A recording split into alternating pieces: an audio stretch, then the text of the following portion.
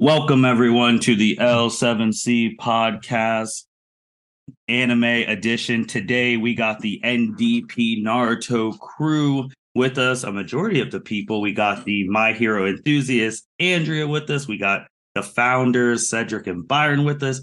And we got Niki with us. And Niki, I know this is 2 months too late, but it's your first pod of 2023. Happy New Year. Hey, Happy New Year to y'all too. Let's get into it. I'm ready to be back on. Let's go. Let's go. So we are going to be doing something very special for the month of March. Our anime expert, Cedric. Cedric, do you have this idea back in late November, December, something around that time? Yeah, that sounds about right. Honestly, I thought about it before, Mhm. and I just thought like, oh, there's not enough characters to do an elemental like anime March Madness. And I saw someone make a bracket. I was like, oh, hold on, people do this shit. People actually want to see this. Oh, bad. Yeah. So Cedric's like, hey, what do you think of this idea? And I was like, if you pick the names, just get the names to me. I'll put it in bracket form. I'll send it out when it's done. Cedric got the names. We sent it out. Saw the buzz on the social media. So, like you said, we're going to do an anime element March Madness tournament. So each week we are going to do a division side.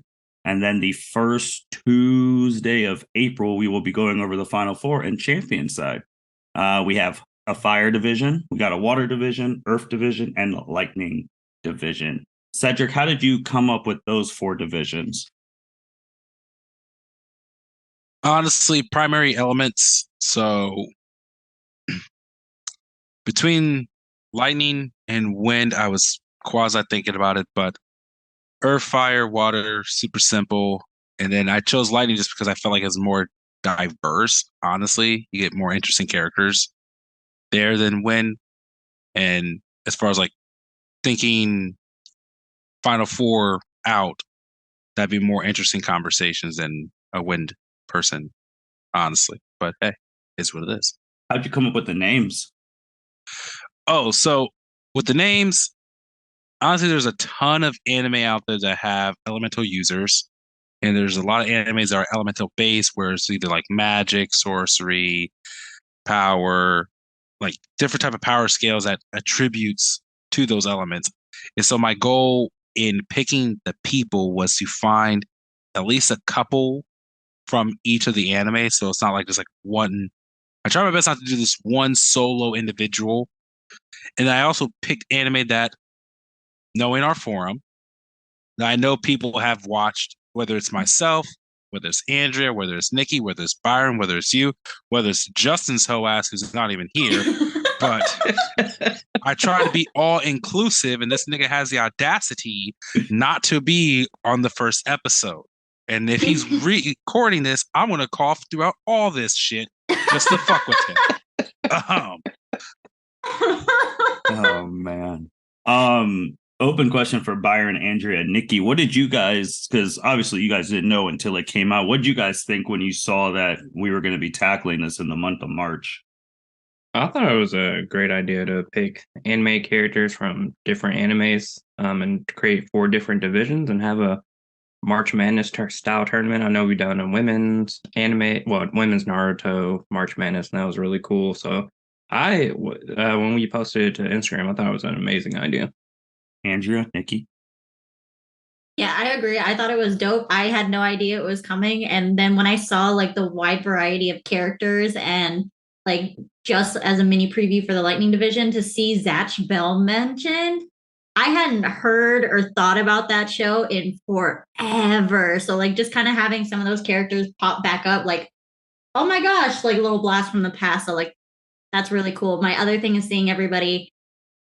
I haven't seen a lot of these anime, unfortunately. So it's also just a little seeing the brackets was a little daunting because like I really don't know a lot of these characters, but it's also exciting because I know every time I do one of these podcasts with you guys, I learn a lot more about whatever anime verse or the characters we're talking about. So I was very excited.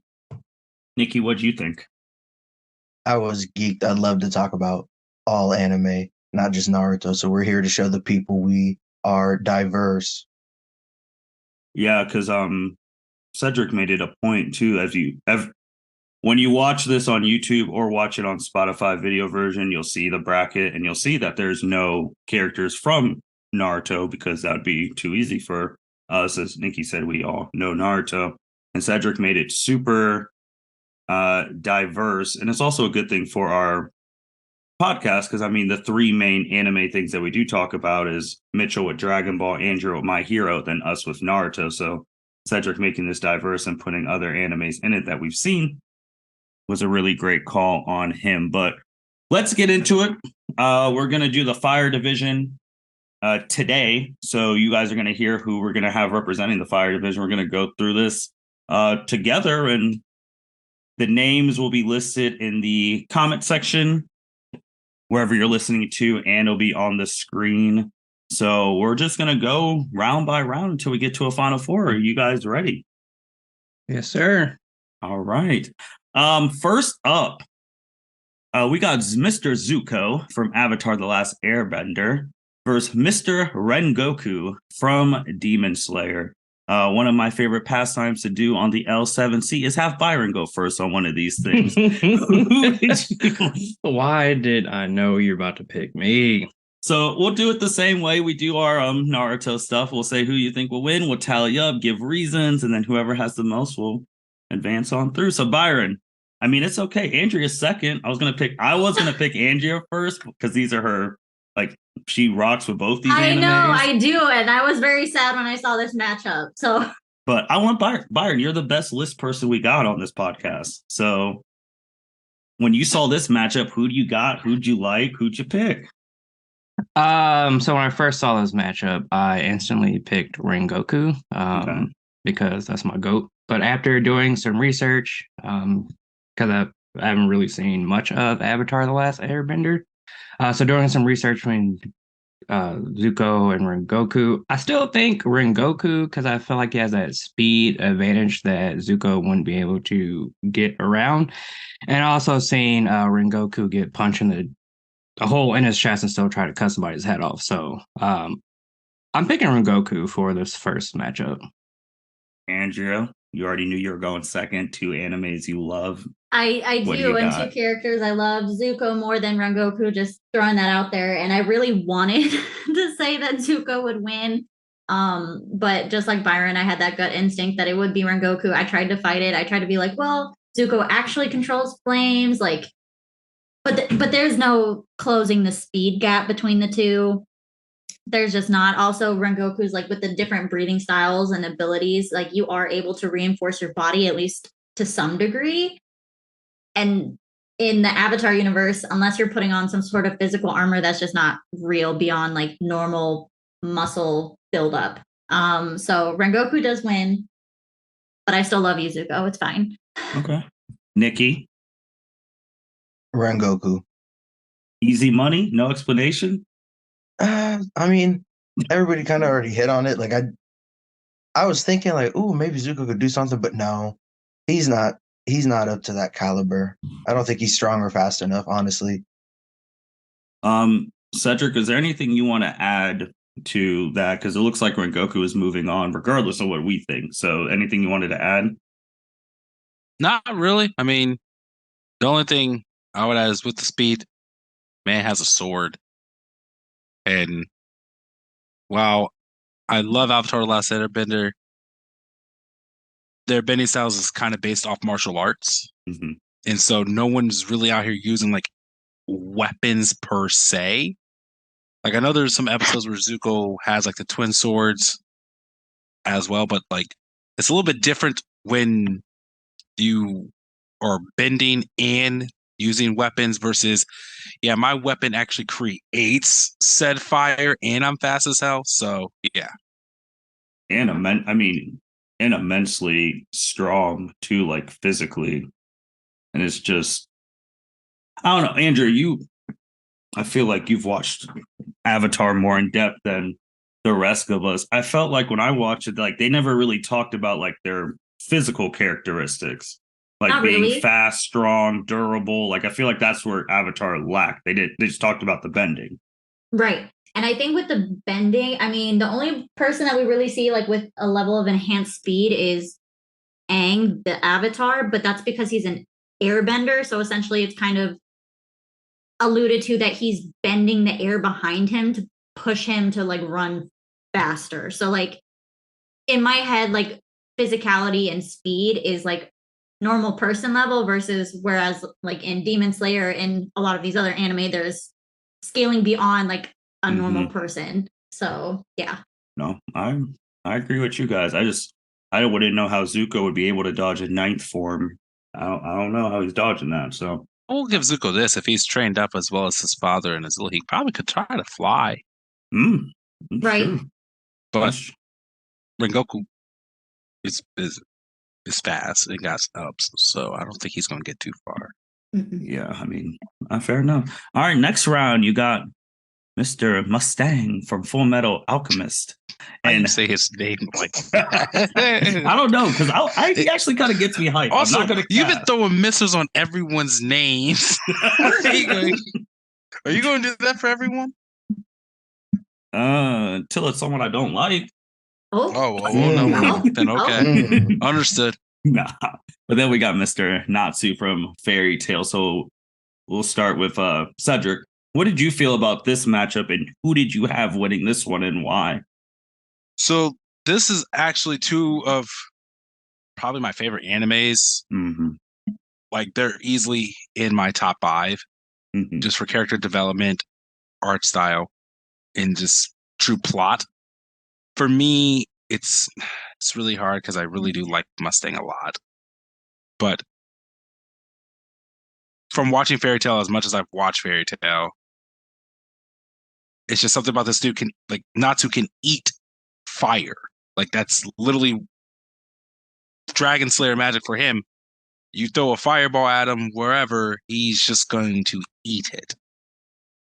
Not to mention the power scaling for him, especially when you get into further arcs of especially like the return arc where I believe it's 10 years have passed and like the guild had been disbanded. Dude's power level with just the heat that he exudes just by standing around was hot enough to melt stone and melt people's clothes, but not necessarily burn them. Like immense firepower. I picked Natsu in this matchup just because I don't know really. The one crappy thing with Mustang is while he's an alchemist, my man's gloves get wet and nothing happens.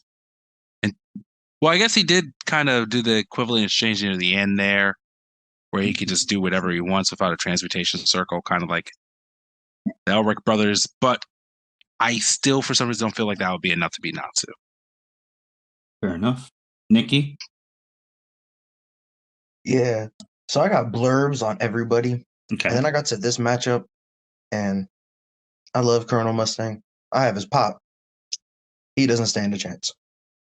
Natsu is going to eat every single attack he does. And he's not beating him in hands to hands. Natsu got that.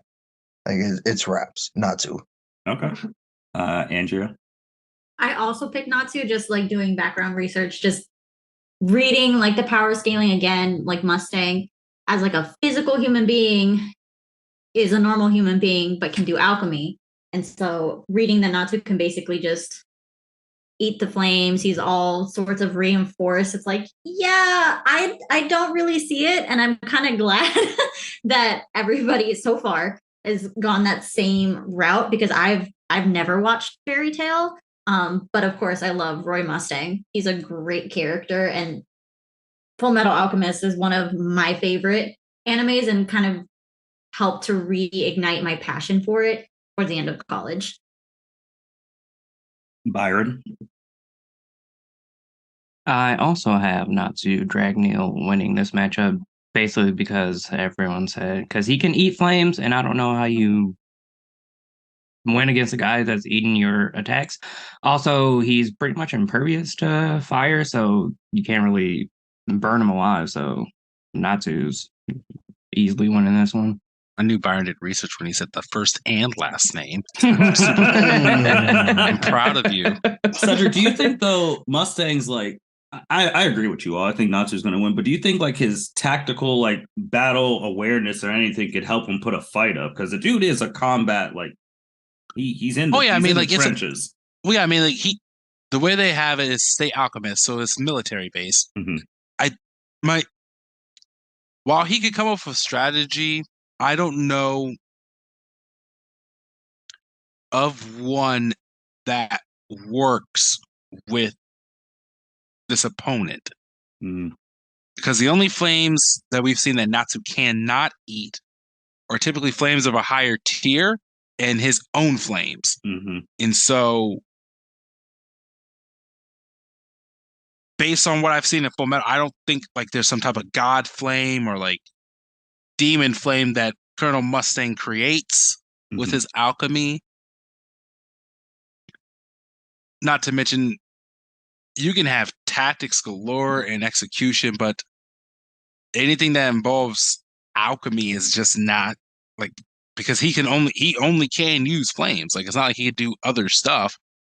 I just feel like it's a limited matchup. There's a limited arsenal for him to really try to do any damage with, and whatever he throws out is either going to come back and bite him in the ass when Natsu eats it, or it's just going to be irrelevant. Fair enough. Fair enough. All right. Next matchup, the first lady on the bracket, Miss Sailor Mars from Sailor Moon, and Mr. Fenton from Hunter x Hunter, who, Nikki, your sweatshirt is still in my house with him on it. I keep forgetting about that, bro. I'll be randomly driving home. I'll be like, oh shit, my hoodie's that big. Get home, start doing something, completely forget about it. It's a cycle. I'll come over sometime soon You're and get it. good. You're good. So Andrea, another two animes that you really, really love. Who did you have winning this one? So I do love them both. I just, oh god, this one was really hard for me. Like when I looked at the matchups, because like as soon as I looked at it, I'm like, I'm sorry, Sailor Mars, no, just no. And then I was like, well, the power scaling maybe from Sailor Moon, Saving Grace, something. I was like, maybe, but then I think about hand-to-hand combat. She doesn't really use much for weapons. She does use like a flame-created bow and arrow. But Phaeton's a sword wielder. He's also super fast, according to Hunter x Hunter. I think he's like the fifth fastest in the, oh my gosh, the Phantom Troop. And yeah, I just, in my head, I couldn't picture a fight where Sailor Mars came out on top of Phaeton unless we would consider Phaeton like a fire demon. And then technically her like spiritual powers maybe could seal him, I guess. But I feel like that's a stretch, like in my personal opinion. So I have Phaeton winning, but it hurts me that I'm not backing Sailor Mars in this. Just before, how far did you go with Sailor Mars's abilities? Did you just do like the show that ran on like Cartoon Network Toonami, or did you like consider like when they all get super like Super Sailor 3 transformations and all that stuff, like in the manga? I don't think I dipped too far into the manga. I'll be completely honest. I don't think I dipped too far into it. I tried to look into just the power scaling in general, but I guess maybe I didn't read far enough into it. No. Byron, who'd you have? I also had Phaeton because of his speed, and he has a sword. I don't just the speed differences. I think would be just too much for Sailor Mars. Cedric. On the third vote, Mm-hmm. I just want to be out there on the record that I didn't pick the matchups. I just submitted the names. And Sailor Mars, I am so sorry that you're getting clapped like this. Like, I honestly threw in there, I was like, you know what? I haven't watched a lot of Sailor Moon at all. Like, if it didn't come off of Toonami, I didn't watch it after that. So I'm so sorry, man, that you are getting just annihilated. Because this dude, like, of all the people in here, the one individual who literally just does not care, man, woman, child, really just does not care. She gets that matchup. Like, It's Phaeton. Like that dude's fucking lethal. And he got short temper. He got short man issues. Niki. So I went based off what I watched. I know zero about Sailor Moon, but I tried to watch some Sailor Mars fights, and it just wasn't there for me. I don't think she stands a chance against Phaeton, so I'm going with Phaeton. Fair enough. I know when I recorded My Hero with Andrea a couple weeks ago, I told her this was the one matchup I actually like struggled the most, just from a world power scaling perspective, because I mean, we're talking about your Sailor Mars is one of the weaker people of the Sailor Scouts, but like the strongest Sailor Scout has more cosmic level abilities than Goku. So it's like, all right, if your strongest could fight, well, blast him, not like a fist to fist thing. And then like Hunter x Hunter, no disrespect, like ain't nobody in your world. Like if you come out that world, it's like you're probably getting clapped by other people in anime. But I was just like you guys said, Phaeton, he doesn't care. Like he'll see her and he'll cut her head off. And even though she has these abilities of like telekinesis, like being able to see into the future, like Andrea said, if he was a demon, which Sailor Mars could really go help the Demon Slaying Corps, but that's a Right. whole other thing because Right. I don't know why they don't have talismans in Demon Slayer to kill demons. But she'd be a great Demon Slayer. But I agree with y'all. I mean, I just feel like if she knew he was that ruthless, she would definitely like keep the distance. But Could she? With his That's speed, true. he'd catch her. that's true too. Like, could she? And it's like, I mean, she was like Niki said, like her fights, they weren't really like throwing hands, like it'll be a little back and forth, and then she burns the person, and then it's over. But I mean, hey, the Sailor Scouts are strong. Just for everyone listening, they're. It's just this was not the matchup for you. Definitely not. Then we got Mr. Ace from One Piece and the head captain himself, Yamamoto from Bleach. Who did you, Byron? Who'd you have win in this one? This one was tough for me. One, I haven't really seen too much of One Piece. I haven't gotten all the way to the introduction of Ace. The most I know about him is from that movie, One Piece movie that just came out. So I had to do some research on him and Yamamoto. I watched some Death Battle on Ace, and I know that he can pretty much coat his body in flames to be impervious to damage. And I know Yamamoto is like one of the most powerful Soul Reapers in Bleach. So I don't know who I'm picking for this one. I want to say Ace, but I think I'm gonna pick Yamamoto. Cedric?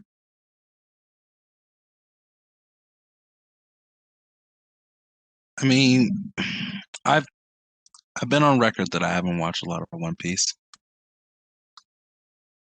Nothing against One Piece. It's just I know how many episodes and how much of a task that is. But from what I saw, Ace has multiple different attacks and different moves.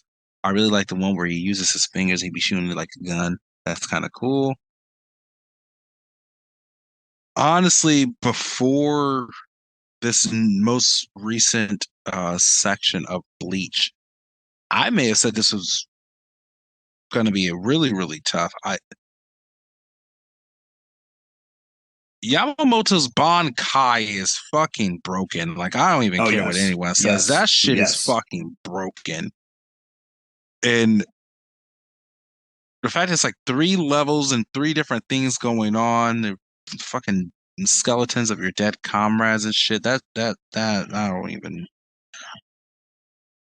know how you fucks with that for real. Like, that has nothing to do with fire. But this Fires like, of hell. I know, but like the fact that you have to fucking put up with that shit, like, that's its own issue. I picked Yamamoto mainly because some of what Byron said, like one of the strongest. As far as what we've seen on television, he is the strongest Soul Reaper until we see a little bit more. I mean, I know Ichigo's the main character, but everyone's like, oh, yeah, no, Yamamoto's the head captain. That's why he's the head captain, because he is the strongest. So I picked Yamamoto. I really am curious what Niki picks because I don't know much about One Piece, and that's why I threw Ace in here, because I'm like, Ace is awesome. I hate the way I know people are sad about the way he died. And so it's like I'm curious to learn more about Ace. I'll go real quick. No disrespect. Yamamoto puts Ace in a blender. Bro, you ain't even gonna give him a chance to save this man? You just gonna give him the quick 3 like that? I'm sorry. I just wanted to get in That's as a third so person. rude. I'm just like no suspense, no nothing. You're just like whatever you're gonna say. Put this down. We're putting it down right now. Yep. No, I do want to hear what Niki has to say, but no, but like now it's like, damn. I'm sorry, bro. I'm sorry. I couldn't do it. I saw that. I was like, bro, pencil him in. Nah, no. I'm sorry. But Niki, go ahead. So Ace is my guy. His pop is staring at me right next to my MF Doom mask. And I'm watching Bleach. I'm in the where they're fighting Aizen and all the Espada right now. But man, that's good shit. That is top. Yeah, so I said, I have to watch because I went based off of what I seen on TV, basically. Mm-hmm. So obviously I watched him in this last episode when he fought the Quincy Doo. Mm-hmm. And I really wanted to pick Ace, but he technically died to Akainu, which is magma, and whatever the fuck Yamamoto's Bankai is, like from seeing Bleach, it's just OP. I really wanted to pick Ace. He's got all 3 hockey types, like it's confirmed. So like if I could play that card technically, but I'm not going to because Yamamoto's Bankai is just ridiculous. It's absolutely absurd. I don't think Ace stands a chance. And that's even if that's because like you guys said, it's so OP you don't see it until the final arc. Yeah. I watched that and I was like, I'm so sorry, Ace. I remember the first time I saw it. Chance. I had to call Cedric. I was like, Cedric, do you see this shit? And I was like, I watched Bleach, and I was like, I knew Yamamoto was about that life when he could just walk up to you with his sword and it instantly cuts you in half, disintegrates you on fire without saying a damn word. But when he unlocked, I was like, okay, this is a little much. But bro, that animation, oh my gosh, top tier animation. Oh, like yeah. I thought I was watching movie quality. I was like, Hulu. I was like, man, that mouse stole this anime, and man, look at that animation. Like Mickey, I don't know what he was smoking. He was smart giving it to Hulu so Mark can actually watch that shit. Like, because Martin was going to boycott Disney till the day he dies. Absolutely. But when I tell you, I was watching. I literally looked at this nigga. The saddest thing, though, he did all that shit for a clone. I know, it's crazy, too, because, like, old dude had to make, they had to make a special capture thing for his stuff because the normal ones wouldn't be able to capture his Bankai. But I was just like, well, it was great, man. It was a great run. But his Zanbato is still the strongest Zanbato ever made. So that's wild, and he's dead. But he just he's gonna put him. Andrea, what did you think? Looking at this matchup, I was like, I have no idea about either of these characters. I barely knew that Ace had some sort of fire affinity. I know it's not the right word, but still. So it was kind of like a blind crapshoot. And I think, see from the most recent season, I think it was about 40-second long video of Yamamoto's Bankai. And I'm like, no, just no. I could not figure out a way for that to really anyone in One Piece that I've seen or like read about, I shouldn't say seen, read about could match that. So like I went with Yamamoto as well. I mean, there's not a lot of animes that can match Bleach's abilities. There is some OP shit over there. I mean, they got Aizen, my guy. All right, going to the next round, we got Rengoku versus Natsu. Oh, Niki, you seen this matchup? Who would you have in this one? All right. So I went with Natsu. Okay. How come? It was definitely tough, but like Natsu's got plenty of fighting experience, and he's smart when it comes to battles. Just main character shit. Dumb but smart when it comes to fighting. You know how it goes. And he truly be beefing. He be scrapping every day. When does Natsu not fight in that show? Facts. And then No, okay. he's got the power of a dragon. Like Rengoku's got ninth form, which is definitely hard. But like Natsu's broken. Like he's got the power of a dragon. He's got lightning dragon or lightning fire dragon magic too. Like I give it to Natsu. Okay. Andrea. I read everything that Niki just said on the internet, and that is also why I picked Natsu.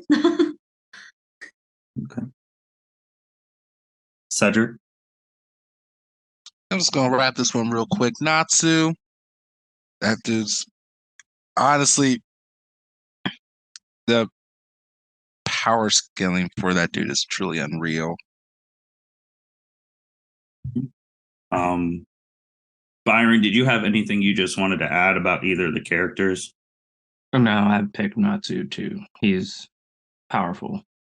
Yeah. I think the thing that hurts Rengoku is, he was never able to reach his full potential. True. Mm-hmm. Like he's never gonna get the chance to unlock like the Demon Slayer, like Mark, none of that shit. So, Nope.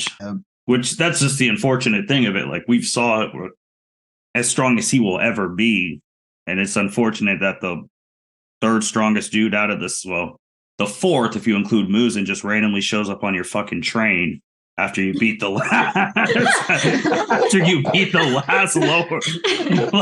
lower one, and then it's like, oh, happy ending, and then it wasn't happy. LOL JK. Yep. I was still shocked in that movie theater. Just FYI, I was like, what the hell is this? I was like, who is this Same. guy? I just think that they kill him in a movie. I was like, damn, we just gonna kill him in the movie? We Yes! ain't gonna kill Right, him the on the second show? time when they Like, introduce I him, saw we get that attached movie. to his character after hating him for like not accepting, like Nezuko like hasn't eaten a human, whatever that. Because I was salty about that still, and then we see him in the movie, all endearing. It's like love him, and then Yeah, because I saw That that was movie. low-key. I saw that movie with Andrea. yeah, like low key, when you see that man on the train, that was Martin. What, slumped? No, just eating all that fucking food. Oh, absolutely. Absolutely, Yelling bro. his shit after every fight. Yum! Bro, especially since he was eating some Something- rice. Oh, yeah, I would have been in there. Mhm. But the bad thing is, Akaza's hard. Like, his music is sweet. Yes, he like, is. I fucking know. like, that's why I'm so sad, man. Like, it could have been anyone fucking else. And then he got punked. That's my thing. He did that rant and got punked Yes, I thought that was beautiful. I fucking love that. by Michael Jackson. Bro.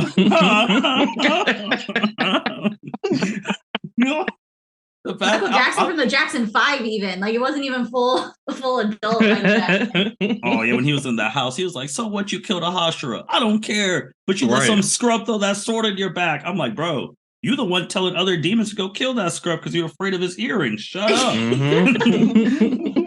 But Musa really be hoeing his little demons too. I'm like, damn, bro, come on, like these your comrades. does. Nah, not to him. They're his pawns. Like, nah. I mean, he made them who they were. That's Yeah. facts. That's facts. He don't be talking to upper rank one like that. I can tell you that much. Well, okay. But not. But he's it's a different level. yeah. But Natsu goes and Rengoku. We're all still waiting for when Tanjiro and Akaza get that That's Oh, I gonna can't be. wait. Yes. All right, we go down to Hunter x Hunter and Bleach. Some of the most iconic animes out there. Fenton and Yamamoto. Cedric, who you got in this? And honestly, I'm with Yamamoto myself. Fenton's fast. This nigga's just too strong. And the crazy thing is that nigga old as fuck and is strong. To all that battle experience, he was he's been he was head captain for 2,000 years? Something crazy. Yeah, nigga too old. Not too old to whoop ass, apparently. Oh, yeah, never dude, don't that. give a fuck. Like, I saw that he was. Honestly, I remember the first time I saw his sword come out of that fucking cane. I was like, "Hold on, this nigga been carrying a sword with him this whole time." I was like, "Oh, Grandpa ain't disabled. Grandpa just waiting for you to try him, motherfucker." Like, Fuck around and find out. like but I picked Yamamoto. Okay, Byron, who you got? I got Yamamoto. I know they both have swords, but Yamamoto is a master swordsman. He's a warrior with over 2 millennia of combat experience. I don't know how you beaten that. So I'm going with Yamamoto. Andrea? I second that motion. I also went with Yamamoto. Like I said, I saw that clip and I'm like, I don't think anybody's touching that. Niki? I want to pick Phaeton, but I have to go Yamamoto. I mean, when you're an old dude and you when he showed up to that one battle, I think it was during the thing Niki's watching, like the Eisen thing, and he said, "I'm here. There's no greater security than that." Yeah, it's no.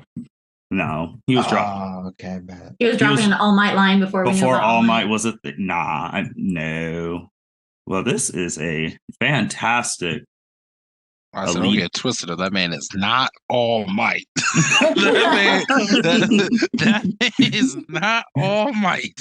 Yeah, he wasn't saying it in such a happy-go-lucky, I'm gonna save the day. He's like, hey, I'm here. Y'all motherfuckers better go out there and fight now. Like, what the fuck y'all holding around here now? Cedric, you remember when that one dude before he fought the main bad guy in the 1,000-Year Blood War, when he was using like his subordinates Bankai against him, he was just standing in the lightning? I was like, oh yeah, because of one, you knew he was dying in pure anime form. When you start talking shit like that to kill someone's subordinate, and you just running your mouth like, yeah, and I'm about to use your boy's shit. Also, this is like, oh man, you about to get fucking clapped. It's so bad. I don't understand like where some anime characters, if you see another dude tanking your move, I think it's time to go home. I don't get why you just talking that shit. The dude is just standing there. He's not blocking. He's not. You should pack it in, boss. And then he got incinerated. Dumbass. Like, there's only a few anime like call it moments. If you're watching anime, and anytime they say that, did we get him? Anytime that question is asked, the answer is no. No, you did not get him. You better run. Bro, didn't block. Like, I'm just even going back to like, shit, I'll go to, like when Goku threw the spirit bomb and Jiren just stood there, bro, go home.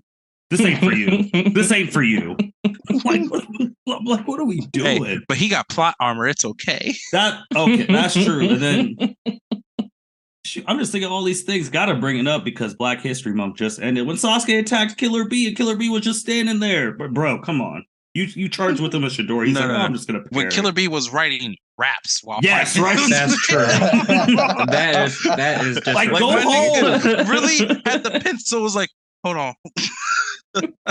Go home. Like this ain't for you.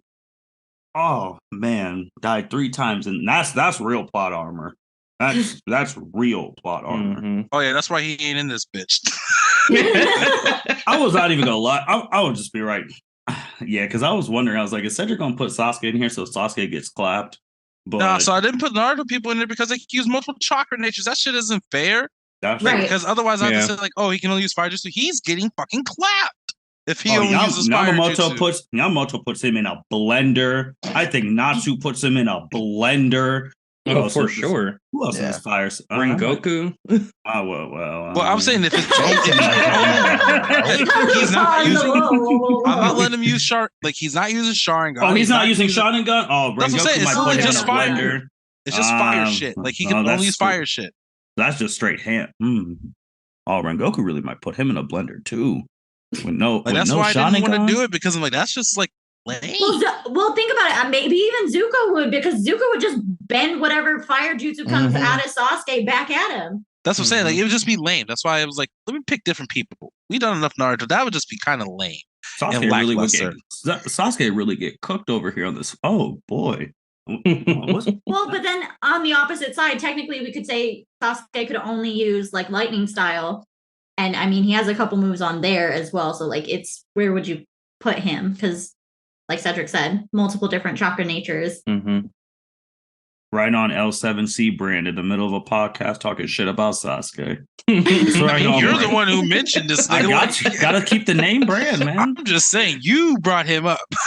Hey, adult Sasuke is hard with all of his powers when he has 2 eyes and 1 arm. 2 arms? Well, no, 2 arms. Well, as an adult, he only ever has 1 arm. Now he has 1 eye. All right, we got the finals, which this is, you got Natsu, Yamamoto.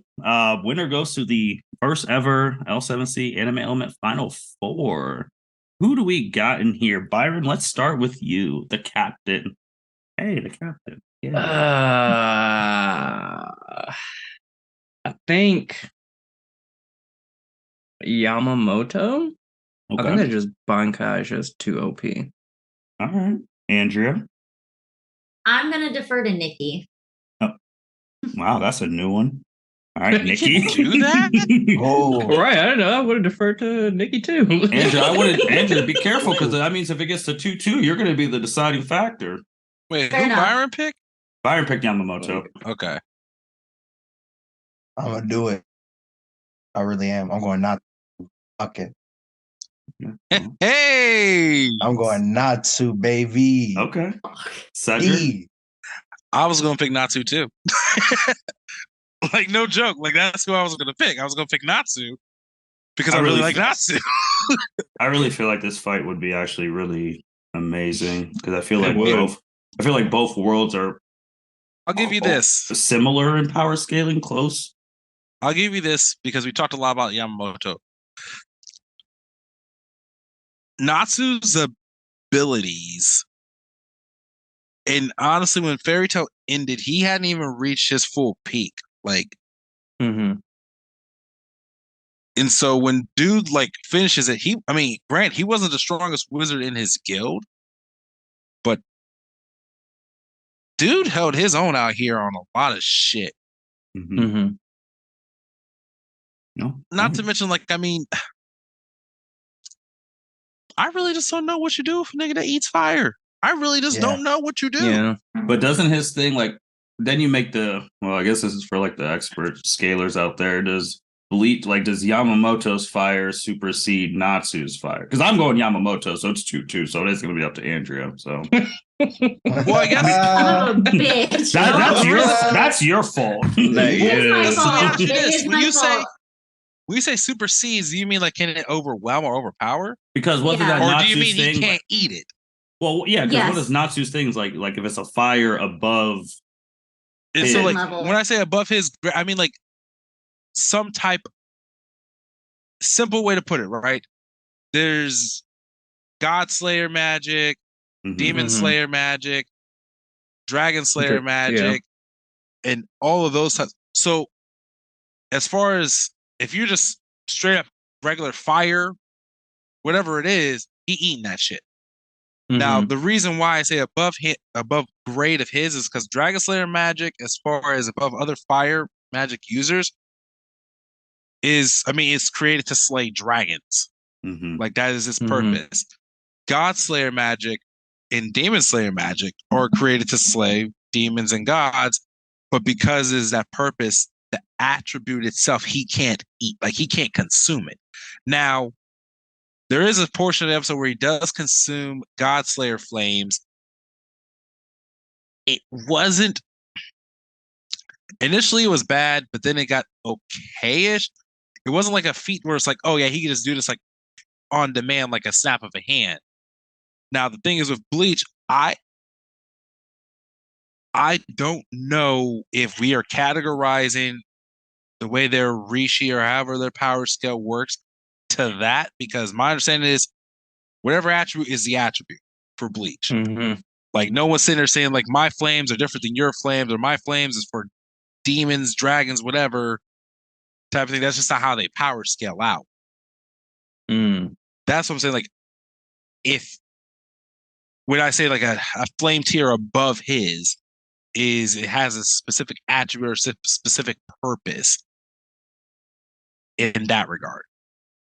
I guess too, it's just one of those things. I'm sitting here, I was like, also from like a physical thing, because we keep talking about like the Bankai and like all that stuff. Obviously, he has a whole bunch of other shit we haven't even like mentioned that like Soul Reapers have and all that. I'm just wondering, I was like, so then how is Natsu going to beat him? Like, how's he gonna fight Yamamoto with like all the people Yamamoto's killed? Like, that's how I'm trying. Like, is it gonna be a war of attrition? Like, that's where I struggle. Oh, with the fighting, I mean, for me, Natsu is a brawler, and for lack of better terms, I mean, I don't know because Natsu is technically demon-esque because his full name is END. He's actually a created individual. He's not really just Natsu Dragonnail. Like not the original Natsu Dragonnail died, and then he was created out of the Book of Zereth. However, I don't know. I know there's like there's multiple time skips for Fairy Tail, but in my mind, he's a brawler, so it's one of those things where it's like he does typical shonen anime main character shit. Like you're literally like you're going to have to kill me to stop me. Like it's one of those things. Like when you say like battle experience and all that stuff, I mean he's aging. Again, I honestly don't know how old Natsu is. But I would say as far as battle experience, I mean Fairy Tail almost there's multiple fights. Like Niki said earlier, like I don't know if there's an episode that Natsu does not fight someone in Fairy Tail. But well, hey, I'm also biased because I like Fairy Tail. Yeah, and I'll definitely post this one on the YouTube like community tab who people think would win, and on the Spotify thing as well. So because this is an interesting matchup. Andrea, who do you got? They're going whoever you pick's going to the final four. I don't like this. It's your fault. It really is. That's my fault. Yikes. So I don't think you again, go I wrong haven't with watched either either one. of these series, so I'm not. See, that makes it worse.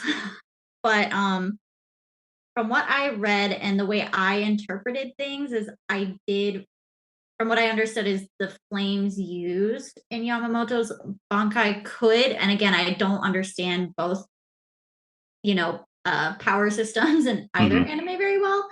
But that's the way I read it. So I had originally picked Yamamoto as well. Okay, that's our first 3-2 of this thing. I wish Justin was here. Then it could probably be 3. Actually, I don't know. Justin would have had Zuko in the quarterfinalist. Justin would have had Zuko in the finals. Damn, See, okay, I'm not as mad at that though. You ain't gonna hold this man like that. I mean, fuck him still, but you ain't gonna hold this man like that. I'm just saying, man. Like those Naruto what if things that Justin was on, there could be a whole podcast of his greatest hits. Yeah, but that was bro. Again, that's Can we Naruto. not release that for like his birthday or something? He's the one who got the tapes. I mean, that was the old shit. You bring up old shit. Look, man, this is a new year. I mean, he already started off bad because this nigga isn't on this pod. Like he gonna walk in here and do like one division and then never be back. Like, well, if he is editing that Women's Day one, I can give him because even though he didn't look at his email, but that's a whole other thing. But right, you sent out all 4. I know. I know. Like I sent it out. I sent all this out a month ago. I know. It's every week for the same day, the same time, the month of March. Yep. That's it. I mean, but no, that was fun. Fire division is set. So Andrea, since you had to make the tie, what's the next week? Was it water? We're doing Water. water. Water next week. Man. Then just previewing water, man. Andrea, you got a lot of your people. Got some Avatar, got some Demon Slayer, got some Fairy Tale. Niki, tell me something about Noelle. Man, shout out Noelle. Hey, she's hard. If you read the manga, Okay. she's tough. I'll give her that. All right. But fuck. That's what we're doing next week, just previewing the water section down here. She's one who I had to read up and watch some stuff on her. I know she got some abilities, but not Jean Bay. Come on now. Spoiler, I don't know if Noelle's beating Jean Bay. I'm gonna have to that one. That's gonna be my toughest one. I'm gonna fight myself over that one.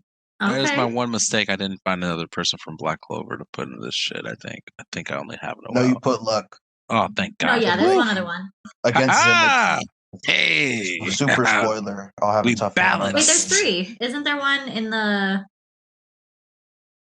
There's one in the Earth. Soul. Isn't there? Wait. There is. But Soul I'm pretty sure Marin he's a and scrub. Hey, he hits again. All right, we reached the end. Let's get to some closing stuff. So, Niki, you can go first. Man, leave your comments. I'm trying to hear about this final battle. What do the people think? Mm-hmm. We'll do. We'll have some polls up on YouTube and Spotify for people to interact with. Andrea? Yeah, I'm curious to see how many people agree or disagree with our quarterfinalists. While y'all were debating, I literally pulled out a coin because I was like about to do the whole coin flip situation. I didn't do it because, I set my own fate on that one. So that's my bad. Will not be doing that again. 10 out of 10 do not recommend. But yeah, we appreciate you guys listening. Hope you keep following up with us as we go through this bracket. And I am curious to see who the other quarterfinalists are and then how the semis and or the quarters and the semis and the championship. I'm so sorry, goes. Byron. The only thing I gotta say is thank you for the 5,000 listens. That is amazing. And we'll keep putting out content for all you supporters and listeners who watch our YouTube videos, listen to us on Spotify and wherever you get your podcast at. So thank you for 5,000, and we're gonna keep going. Yeah. So Cedric, I'll go because I want you to have the last word on these ones. Like Byron said, we just hit 5,000 on other anime content from the Dragon Ball stuff. So again, really appreciate that. And as Anchor is evolving, it shows more data. So currently, since they have a connection with Spotify, for the 52 people out there who are subscribed to the L7C on Spotify, thank you so much. Don't know who subscribed on other stuff, but ever since we've hit that 5,000 mark, we've had a couple hundred already after that. So we really appreciate you guys doing that. I mean, we started this in COVID, August 2020, and then now we're in 2023 with over 5,000 listens on the pod, over 600 subscribers on the YouTube, people interacting on the community tabs on YouTube, people interacting on Spotify with Andrea's last episode, talking about if they like Vigilante Deku or not. So we appreciate your interaction in that, and we can't thank you enough. And we'll leave it, Cedric, with the last word. This was fun. This is going to be a good time. I look forward to doing the rest of the divisions, seeing how this works out. Honestly, I already have like another plan in the works, but we'll see how this goes. We'll see how the people feel with this. Honestly, give us your comments. If you have suggestions, ideas for individuals, trust me, I know there are people who did not make it on the bracket. I promise you, I know who you are going to name. I apologize for not including them. Again, there was a rhyme to my madness, hence March Madness. But if you have other people in there that you want to like suggest, like, hey, what about this matchup versus this one? I know people are going to mention people from Fire Force. There's individuals from other animes out there as well, like Yu Yu Hakusho. other characters. If you have other suggested characters that didn't make it in the bracket, suggest it in the comments. Honestly, and we'll respond. But thanks as always for listening. It's a great milestone, 5,000 listens. Byron Martin, I'm telling you, I see Oso's out here putting in them works. I got works for him too. I got plans for him. Oh, hey, I got plans for him. Okay. He's always ready, and also with the fan thing with our first ever our live premiere on his Strongest and Draggable since he did his project. That was cool having some interaction in the comments and people on Twitter wanting to hop in on some pods. So anytime if you want to try and hop in with the crew here and talk some anime, just we're welcome for it. As long as you're not an asshole. But Is that really a prerequisite, or would we just mute them? I don't even know if I know. I don't even know. I don't even know. That's a good question, Andrea. Welcome, everyone, to the L7C podcast as we continue the Anime Element March Madness bracket. The last episode you guys listened to, we did the Fire Division, which was a lot of fun. Continuing, now we got the Water Division, and we have all the people you listened to last week. We got Andrea, Cedric, Niki, and Byron, and making his return to an anime podcast, the head producer of the L7C, Justin Ackendale. Welcome back. What's going on, brother? Nothing much. We've missed you on these, man. I know it's been a minute. I'd be busy doing other shit, like watching basketball and seeing if my bets are going to win. Hopefully you win enough that you can buy a studio for us one day. Huh? But how's everyone else doing? You're doing good today. Can't complain. Man, I'm just chilling for real. Had an easy day. Okay. Called off work. Here we are. Fair enough. Damn, you said that like was this like a choice or like? I was saying the way you said it, like called off work. I could have went in, but I decided not to. Nah, like. Yep, basically. I'll bet. Mental health I've been day. sick the past couple of days, so I called off because of that. I mean, that's what you told them, though. No, but I've been sick though, bro. I've I know you've been sick until but... today. I've been coughing up a storm. Ooh. I was like a machine gun out here, bro. That's terrible. Well, hopefully you're not doing that during this, because as Justin is right here, Justin does not want to edit machine gun coughing. Nah, we're way past that point. That was Friday, Saturday. Better mute that mic if you feel one coming. Don't worry, I'm cultured. Fair enough. Cedric, Andrew, how are you guys doing? My day sucks, so I'm just here. My day was all right. Thought I was gonna have a little bit of a friend emergency and I wouldn't be able to hop on. So I'm glad I'm here, a little unprepared, but I'm glad I'm here. Fair enough. Fair enough. All right, let's just get right into it. If you listen to our Fire one, you know how this goes. We're going to go through the names. They're in the bracket format, and we're going to decide who wins, who loses, gives reasons why, and we're going to go all the way until we have our Water Region champion, who will face Yamamoto in the final four. Brackets are set. Let's just get right into it. So first off, we have another Avatar versus Demon Slayer matchup. Katara, Avatar: The Last Airbender versus the Water Hashira Gyu from Demon Slayer. So, Andrea, who do you have in this matchup and why? I'm struggling with this one still to this moment. Like, I feel like once everybody else gives their reasons, I might actually flip-flop. I don't want to be that person, but I'm really on the fence with these two. Mostly because, like, I have the lingering question. So Katara, obviously, we know she can bloodbend. Mm-hmm. In Korra, we see airbending get taken to the lethal level, having, you know, the Earth Queen's air literally taken from her body. When Katara is being shown kind of the steps before learning how to bloodbend, Hama literally like water bends the water out of the air as well as out of the nearby plants. By extension, since she can, you know, any bloodbender can control the blood inside somebody's body. I would assume that means that they could bend the water in the blood content out of somebody's body and essentially, mummify them, put them down. Tomioka, his thing for me is like obviously his speed. Hashira have like immensely strong bodies and things like that. I struggle. I love Katara. I don't think she would actually bend the water out of Tomioka's body. I also don't know if he'd be too fast for her to actually do that. So I lean towards Tomioka, but I don't know. I really don't know. I'm not super confident in my pick. Okay, so you lean towards Tomioka. I do. Okay. Justin, who you got, man? Damn, why you put me on the spot like that? Like I'm supposed to know. Like, I don't know. Tomioka. I think Okay, that's all you gotta say. Byron.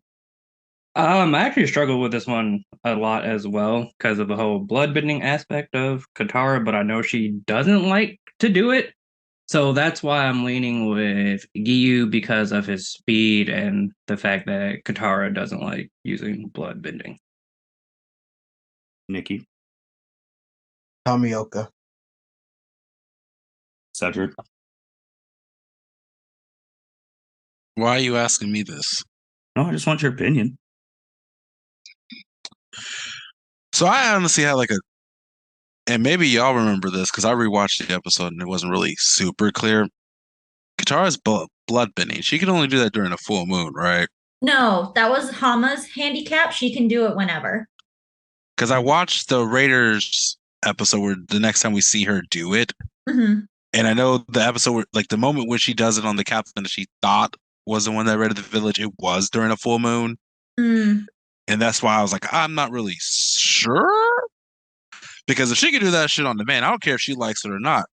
I'm picking her because she gonna do it. So See, I feel like if this was a like match to the death, she would definitely do it. But if I'm also just thinking like March Madness style, just like, knock them unconscious, whatever, like I don't think she would take it that far. That's why I'm like, nah.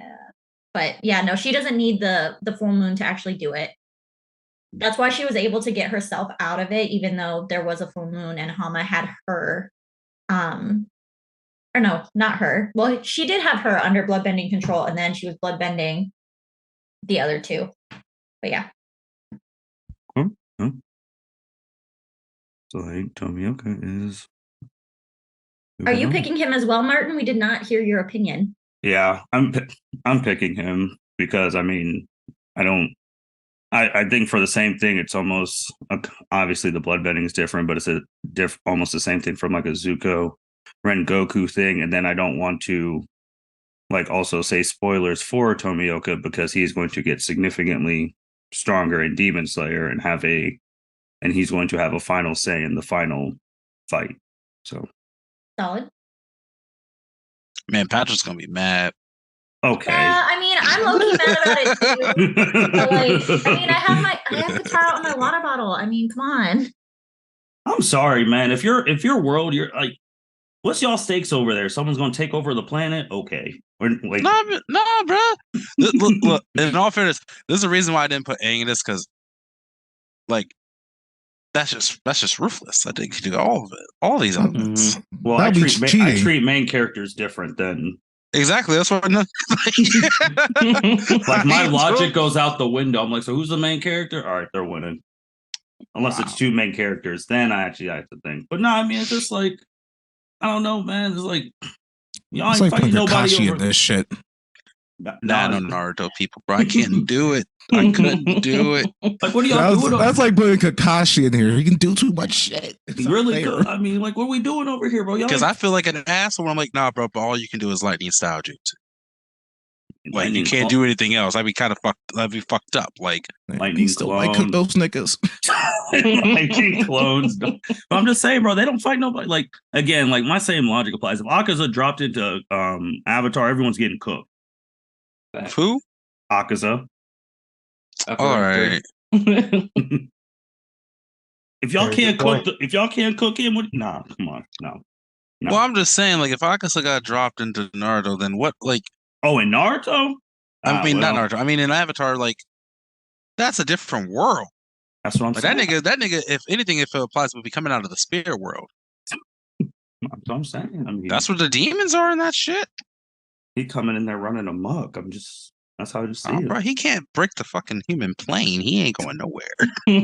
Like when, He's like the when you- angry panda that destroyed the village.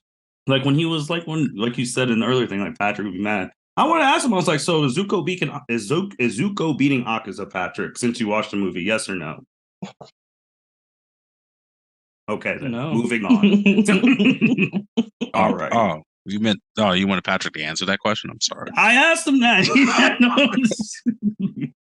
But next one up, Sailor Mercury from Sailor Moon versus Juvia from Fairy Tail. I'm actually gonna go first on this one. I don't know if I want to say quote unquote uppy set. I got Sailor Mercury winning. Really? Yes, sir. I got Sailor Mercury winning because I really had to sit there when we were doing our live thing, which, by the way, for the people listening, whoever just popped into YouTube and Twitch were watching, that was fun. Thank you for tuning into that. But I really had to sit and really try and think of their world and how they fight, because obviously we talked about like the fighting style last time, and like the Sailor fight style is like the old Final Fantasy type games. Like one person doesn't move, you wait, the other person doesn't move. Like that's how I see how they fight. It's not like the shit we see now. And the reason I picked Mercury, because I really started like reading all the Sailor Moon shit because I feel like we were sliding them. Sailor Mercury, as a 14-year-old teenager, is potentially the smartest character in fiction. She has an IQ of 300. So to put that in perspective, the smartest person in Naruto, Shikamaru, is 200. And to put in other perspective of other fiction characters, because I do know Bruce Wayne, Tony Stark, Reed Richards, T'Challa are all dumber than Sailor Mercury.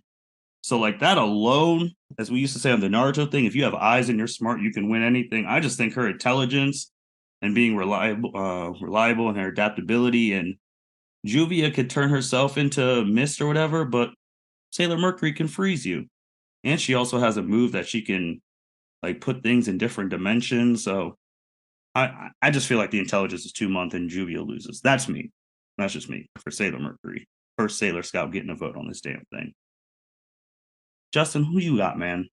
I'm just gonna keep asking you second every time. Oh wow. I've watched a little bit of Fairy Tail. I don't think Juvia has been introduced. Cedric, when did she come up in the show? Her first appearance is around the same time that we meet Kajil, because they were in the same guild at one point in time. But then she leaves. I want to say comes back because she gets obsessed with Gray, because her fight is with Gray initially. I'm on like episode 17. I need an episode number. Oh, bro, she's come on, not stop. I need a range of outcomes to I know when to look for her. I think 28, if I remember correctly, on the wiki. Got you. Because I've watched Fairy Tail, so I know more. But yeah, she comes in at 28. Damn. Long ass fucking show too. Goddamn. It is great though. Man, is it good. It's I'm pretty good though. I'm not gonna lie. I'm gonna keep sticking with it, Cedric. You said it's one of your favorites, so I know it don't suck. It's got that's some shit. It's not bad. I watched that all the way too. I think I'm gonna go Sailor Mercury, just from the notes that Martin sent me. She's potentially the smartest character in fiction. Parentheses, really. So, and then like he said before, with Naruto, you got eyes and you got intelligence. You can win any goddamn fight. And Cedric just told me Juvia is addicted to a man, so she ain't gonna be able to. She gonna be up in her shit. Someone gonna bring up Gray or something, and she gonna lose all focus on the shit. Know who that is? Hey, Sailor Mercury's so goddamn smart. She gonna figure some shit out. She ain't breaking the fucking character plane. Get the hell like the fuck. Oh wow. Oh man, Sailor Oh, Mercury. great. Got you. That's fucking Byron? great. I actually was picking Sailor Mercury too, for the same reason that you did, because Juvia is going to turn into water, and then Sailor Mercury smart enough to change her into ice, and it's OVA. OVA. Whoa. See, Byron? Niki? So I went with Juvia because I knew nothing about Mercury, hmm but I'm gonna have to go with her after hearing y'all. Andrea?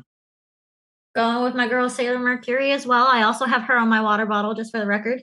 Damn, everyone has a character on their. Oh, okay. I need to put a picture on my water bottle. Shit. I'll send you some stickers to put on it. Thank you. Appreciate it. So, dude, did you want to say anything about this matchup? Your thoughts before we, even though. Oh yeah, no, I mean, I give her props for smart. I have no idea about Sailor Scouts, no clue whatsoever. Mhm. I'm picking Juvia just because you guys said she turns water. She doesn't have to turn it into water. Like, why would she True. turn into water in this matchup when everyone uses water? Fair enough. Like, Well, just- because when she turns into water, she's like what, impervious besides ice, from what I saw. again, everyone uses water. What advantage does she gain in turning into water if everyone uses water? I mean, if she was fighting Katara, she turned into water. Katara would bend her. Exactly. Like there's no for her, water doesn't harm her, so she doesn't have a disadvantage. So why would she turn it into water? I was just doing it from a defensive thing. I mean, if someone Again, shoots so- water at you and then you get turned, like I'm just saying, like if A she gets defensive shot thing, at, but she she's doesn't like- get harmed by it. So why would she have to turn into it to defend herself? well, I mean, if she's getting ice and stuff thrown at her too. I mean, like anything. Ice and thrown stuff, at she'll her. just create her own water.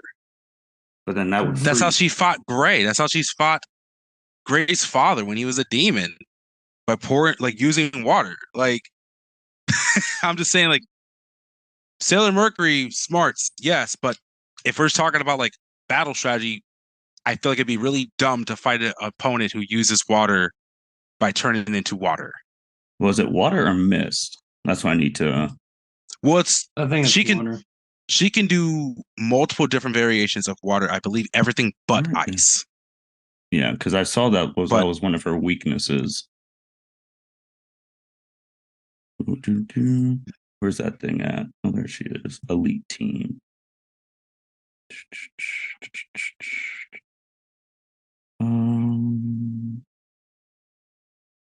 Yeah, because it can render physical attacks ineffective.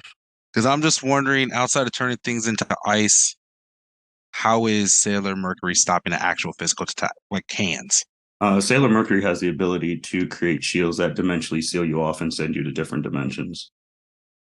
I had to read the manga, man, because Andrea's Fen said like we slighted their power scaling, and that move is called Hyperspatial Spear Generate. She was able to teleport a whole room in their mall away from harm. And then when they got, and I watched the episode where the whole scalar cells got trapped in a computer, and she was able to teleport them out of the computer.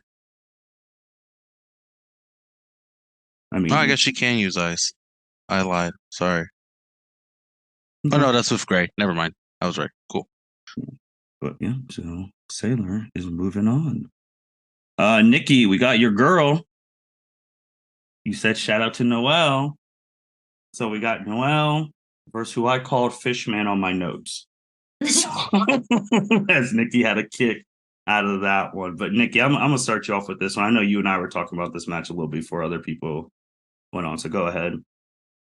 Man, so I went based off the anime and what people have seen, and I chose Boss Jinbei and or First Son of the Sea. Put some respect on that man's name. God damn Got it! multiple nicknames. Love that man. The last member of the Straw Hat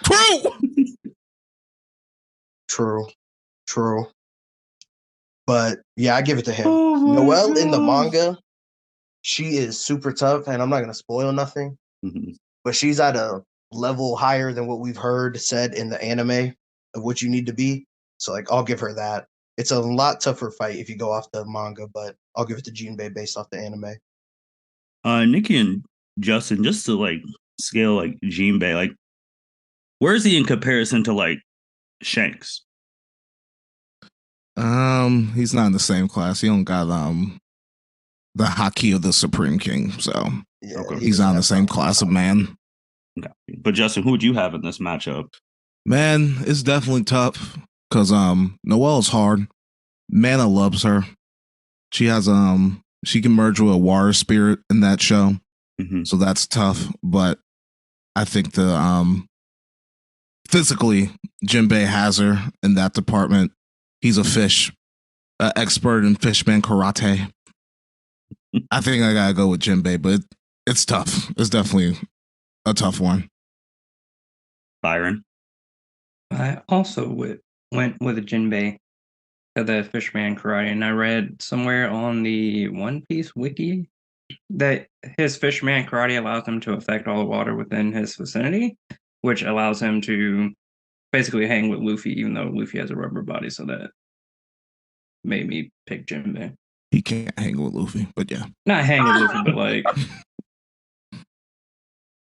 Fair enough. Luffy's main character doesn't count. Yeah. That is facts. It just makes Yeah. life easier when you just say that. Like no one's fucking with Luffy on that show. He's OP. yeah. Cedric.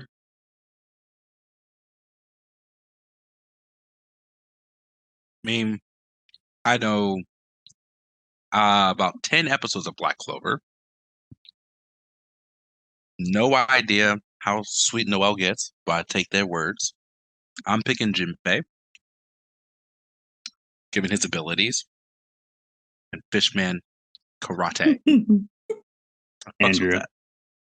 that. So I've watched even less than Cedric of Black Clover, and I've never watched One Piece beyond the first episode. Y'all tripping, man. I swear to God. Crazy, no. These two are goated. These two are Ugh. goated, in my opinion. Goated. Bro, They're in my top there's three. a reason why I added them, though, because I want to learn. Respect. For real.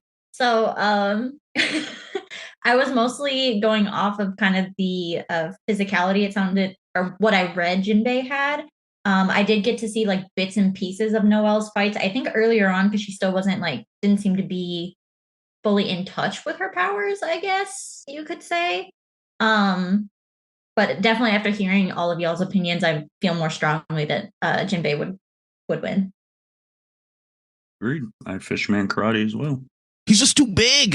He's just really too is big a in this. big- Like he's just a he's big huge. ass. He's just a big ass fish. Like that's what it boils down to. He can use the He's a the whale shark armor fish man. hockey. If he gets a punch on her, she's done. Yeah, he a big dude. I was trying to see how tall. I was trying to see how tall he was, like He's statistically. 9.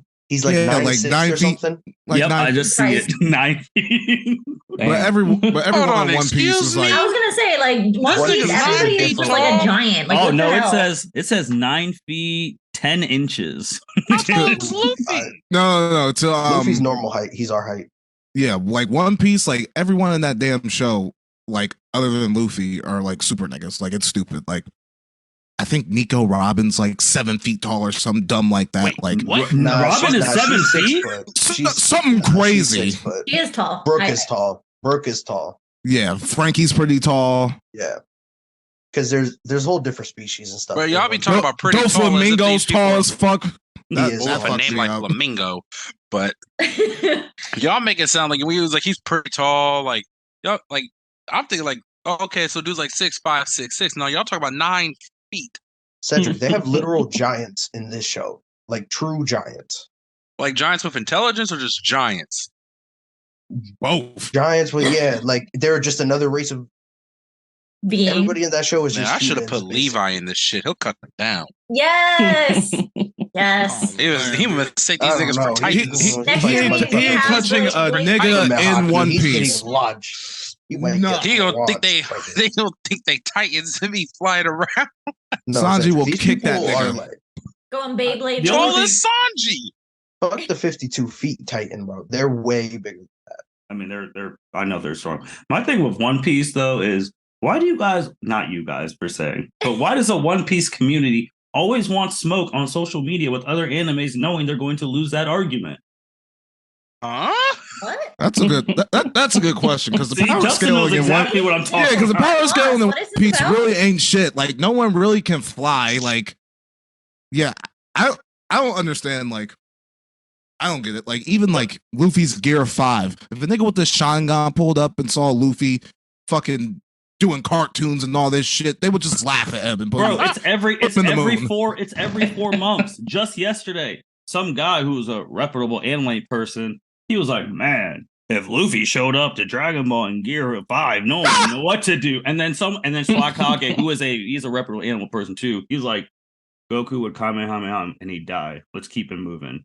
And then they'll just say random shit like, "Oh, I just wonder, Luffy's did them niggas learn random how to speech." swim yet? Hmm? Did them niggas learn how to swim yet? They can't because of the Yeah, the fucking devil fruit. no one can swim unless you don't have a devil fruit, so that's dead. Like It'll just be Yeah. some random shit like, "Oh, Luffy's first transformation is the most iconic transformation anime, far surpassing Goku's Super Saiyan transformation." I was like, "Bro, okay." Or like what's his signature move? Gum Fist. That's right? Gum piss. I mean, all his moves are gum derivatives. Pistol, Pistol is his most bazooka, iconic one. Yeah, they're like, "Oh, Gadalinge. they'll just say random Gatling shit gun. like, "Oh, that's more iconic than the Rasengan." I'm like, no one is asking you for this shit. I know it's all bait, but One Piece fans just be coming out of nowhere just talking shit on Twitter for no reason. And everyone's just having a quiet day. Well, is it the, repressed anger from everybody saying that One Piece is just too goddamn long? I mean, I feel like One Piece didn't really get like into like the culture like that until like a few years ago. Like Agreed. all these other like big three shows like Naruto and Bleach, like I feel like niggas were talking about that shit way before One Piece like really started like getting on. Yeah, because One Piece took a minute to take off. Because I remember when that Yeah. shit used to be on Toonami a lot, but Mhm. they didn't have as much animated at that point in time with dubbed. And so we didn't get a lot of shit unless you was out here on anime1.com or any other source. Shout out. Classic. But I'm for just me, saying. once I got back on One Piece, I was like, man, I'm gonna give it a shot. I saw it was in the thousands of episodes. I was like, and we're good. I'm cool. You're I'm cool. You damn straight. You damn straight. I can give you a guide. Like you don't have to watch filler. And then like some of the later episodes, the fucking theme song's 2.5 minutes. They do like Damn, bro. they do like a 3-minute Oh. recap of what happened before. Like Wait, do the theme song? Do the Oh, theme that's song so hit though? annoying. Do the Watch theme the songs 10-minute hit? episode of new stuff later on, like episodes like 700. Like it'll be 10 minutes of just intro, recaps, all that shit, bro. And you're just like, what am I? Mhm. And you If you know how to and skip you that, want me to can fly watch that through it. shit? I'm telling you to skip through it. Oh, I You know was how about to to say, skip y'all through want it, me to you're watch good, that bro. shit? I don't know. Like, You just don't know how to God skip damn. through it. Yeah, One Piece fan. I mean, I fuck with some of the people there, like Zoro, Shanks, Mhm. all them, but they just be talking shit on Twitter for no reason, and no one's asking for it too.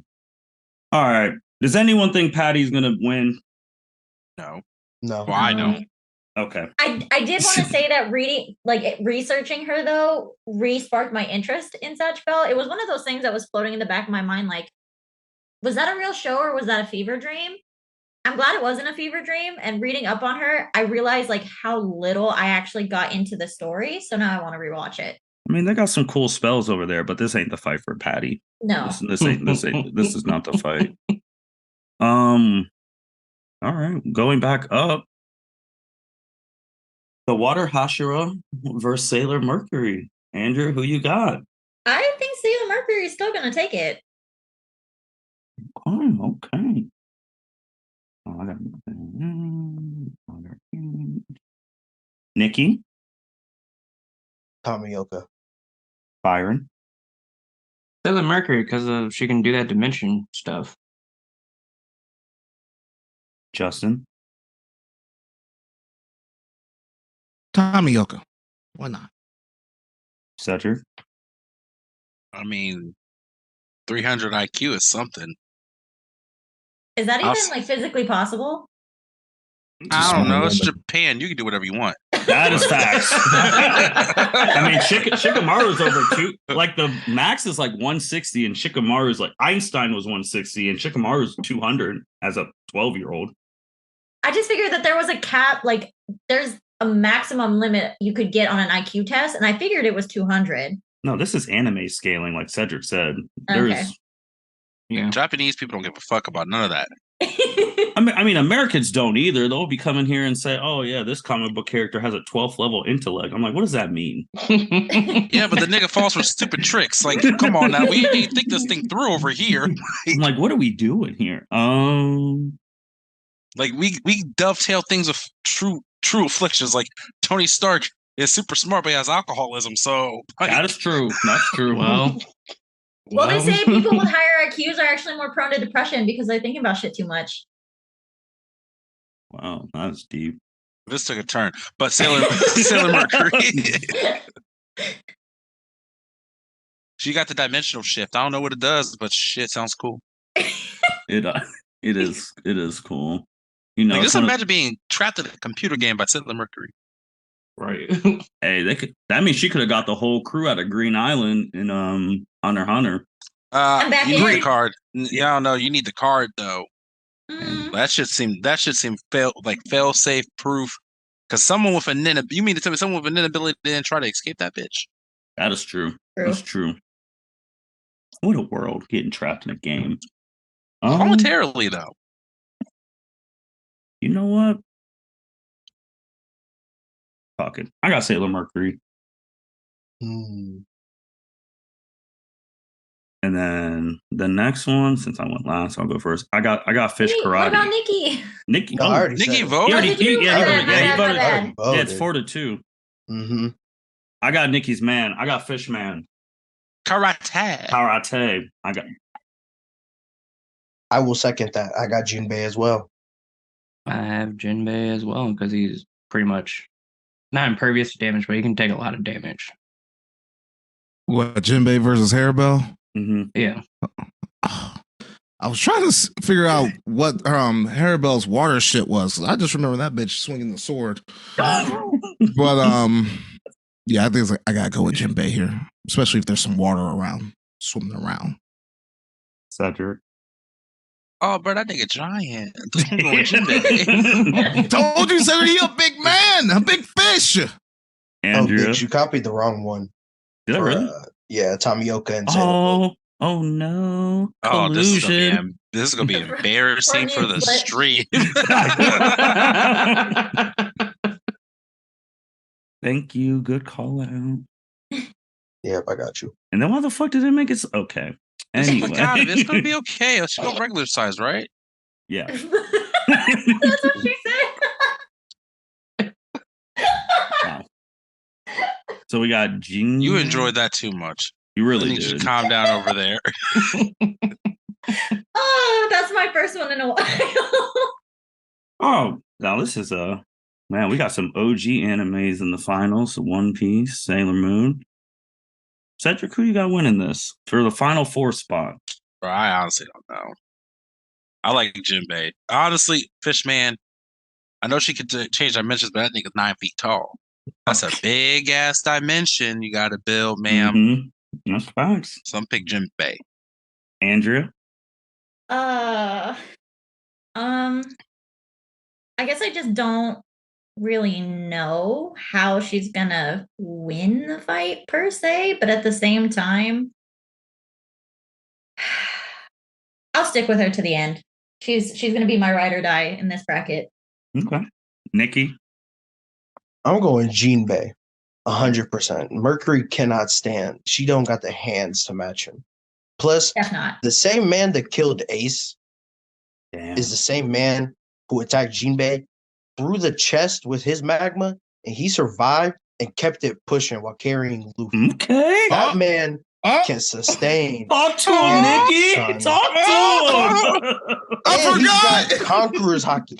And if you watch Whoa, Nikki- Nikki, no, he doesn't. No, he doesn't. No, he doesn't. Huh? Wait, what? not Conqueror's Hockey, sorry. His armament hockey and observation. He's got 2 of the 3. I said the wrong one. His armament hockey is tough. And if you watch the anime to the end, like where they're at currently, that man, when he uses his demon karate or whatever, demon brick fist is raps.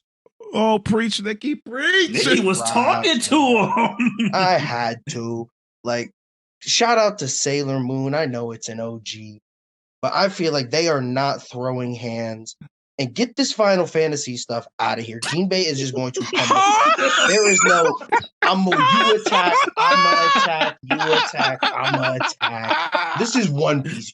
They just throw hands.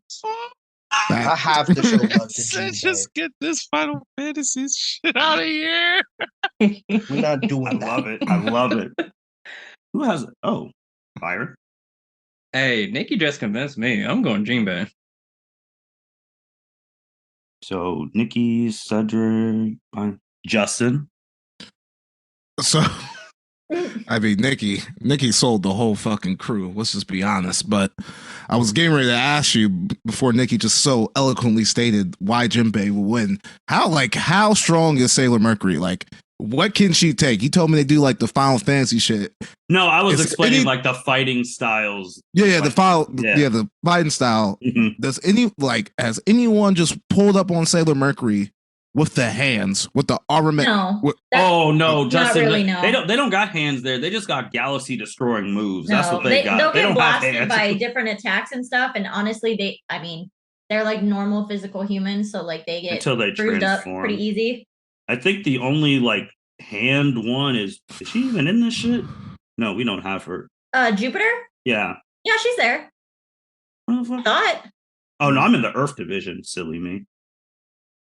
No, I don't think Where? no, Wait. no, we do not. Oh, we don't I have her. Googled- Sailor I Jupiter? I'll say I googled her elements. She doesn't have an element that fits what this bracket has. Based on like her abilities, when I looked at her attacks, it was some.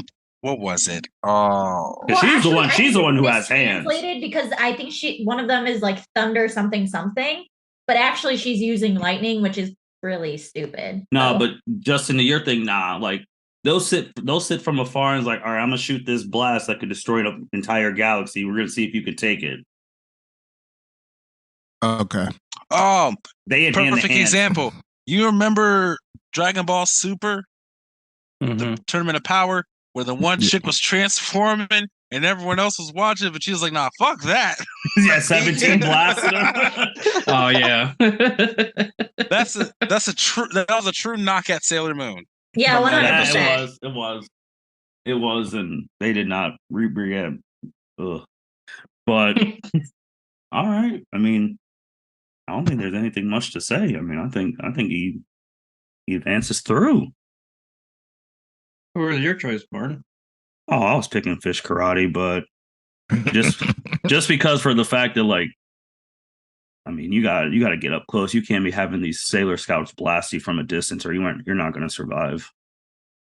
And Jinbei's not dumb. He's not just going to sit there and let it happen. And he has observation hotkey, He's so pretty he'll fast, be able. too. Yeah, he'll be able to like. He doesn't have the observation hotkey that Luki or Katakuri has, where he can see in the fucking future. But observation hotkey like heightens your like senses of like knowing some shit's happening. So yeah, Man, so the first one of the final four, we got Yamamoto versus Jinbei in the final Oh four. God, I don't know. Jinbei Damn. can handle him though. That is Lord. what you need. A final God. four matchup. Wow, that is. And you got Bleach versus One Piece. Wow, that's golden shit. So then next week we got Lightning, Mhm. or is that what? Okay, I just want to make sure. I didn't know. We got some. God, I hate NL so much. Ugh. Why? Niki, how you feel about Skype? I thought it was trash.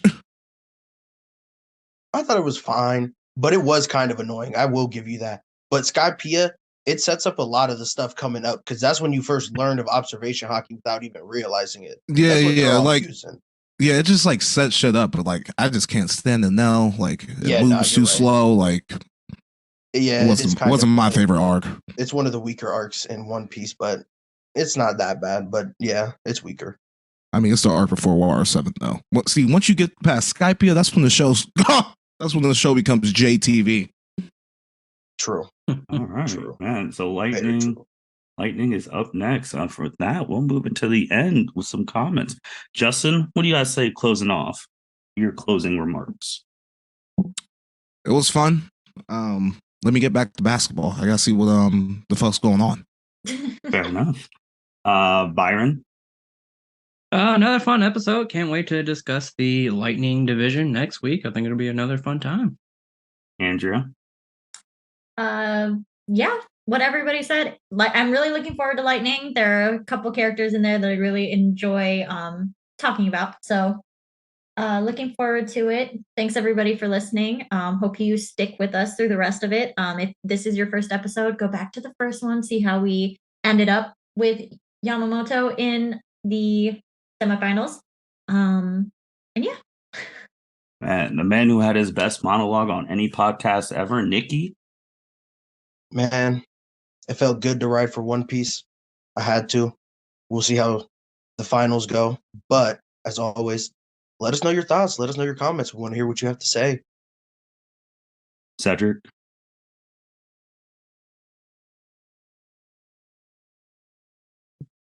Shit. You there, nigga?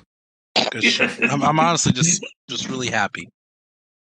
Really happy. Thank you for joining us, Justin. I really appreciate you coming by, making time for little old us.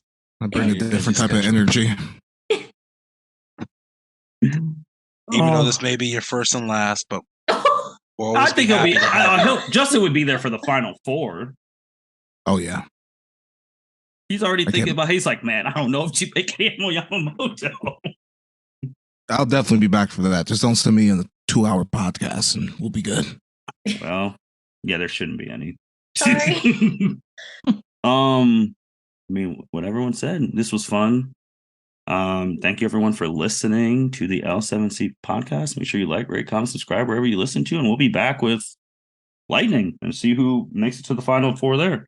That being said, welcome everyone to the L7C podcast, continuing the Anime Element March Madness tournament. We're on our third region today. We have the Lightning division. So if you've listened to the previous two, you know we're going to go through the division and get our final four competitor. And if you haven't listened to the previous two, make sure you go listen to those before listening to this. So we got the crew. We got Andrea, Byron, Niki, and Cedric with us. How are you guys doing today? Doing good. This one was tough to pick, but I'm excited to see what everyone else's answers are.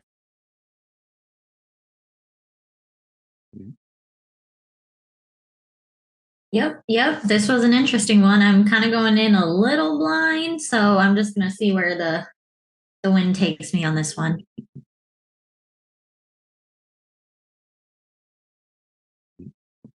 Niki, how are you doing? Man, I'm doing good. This one was tough, though. I'm not going to lie.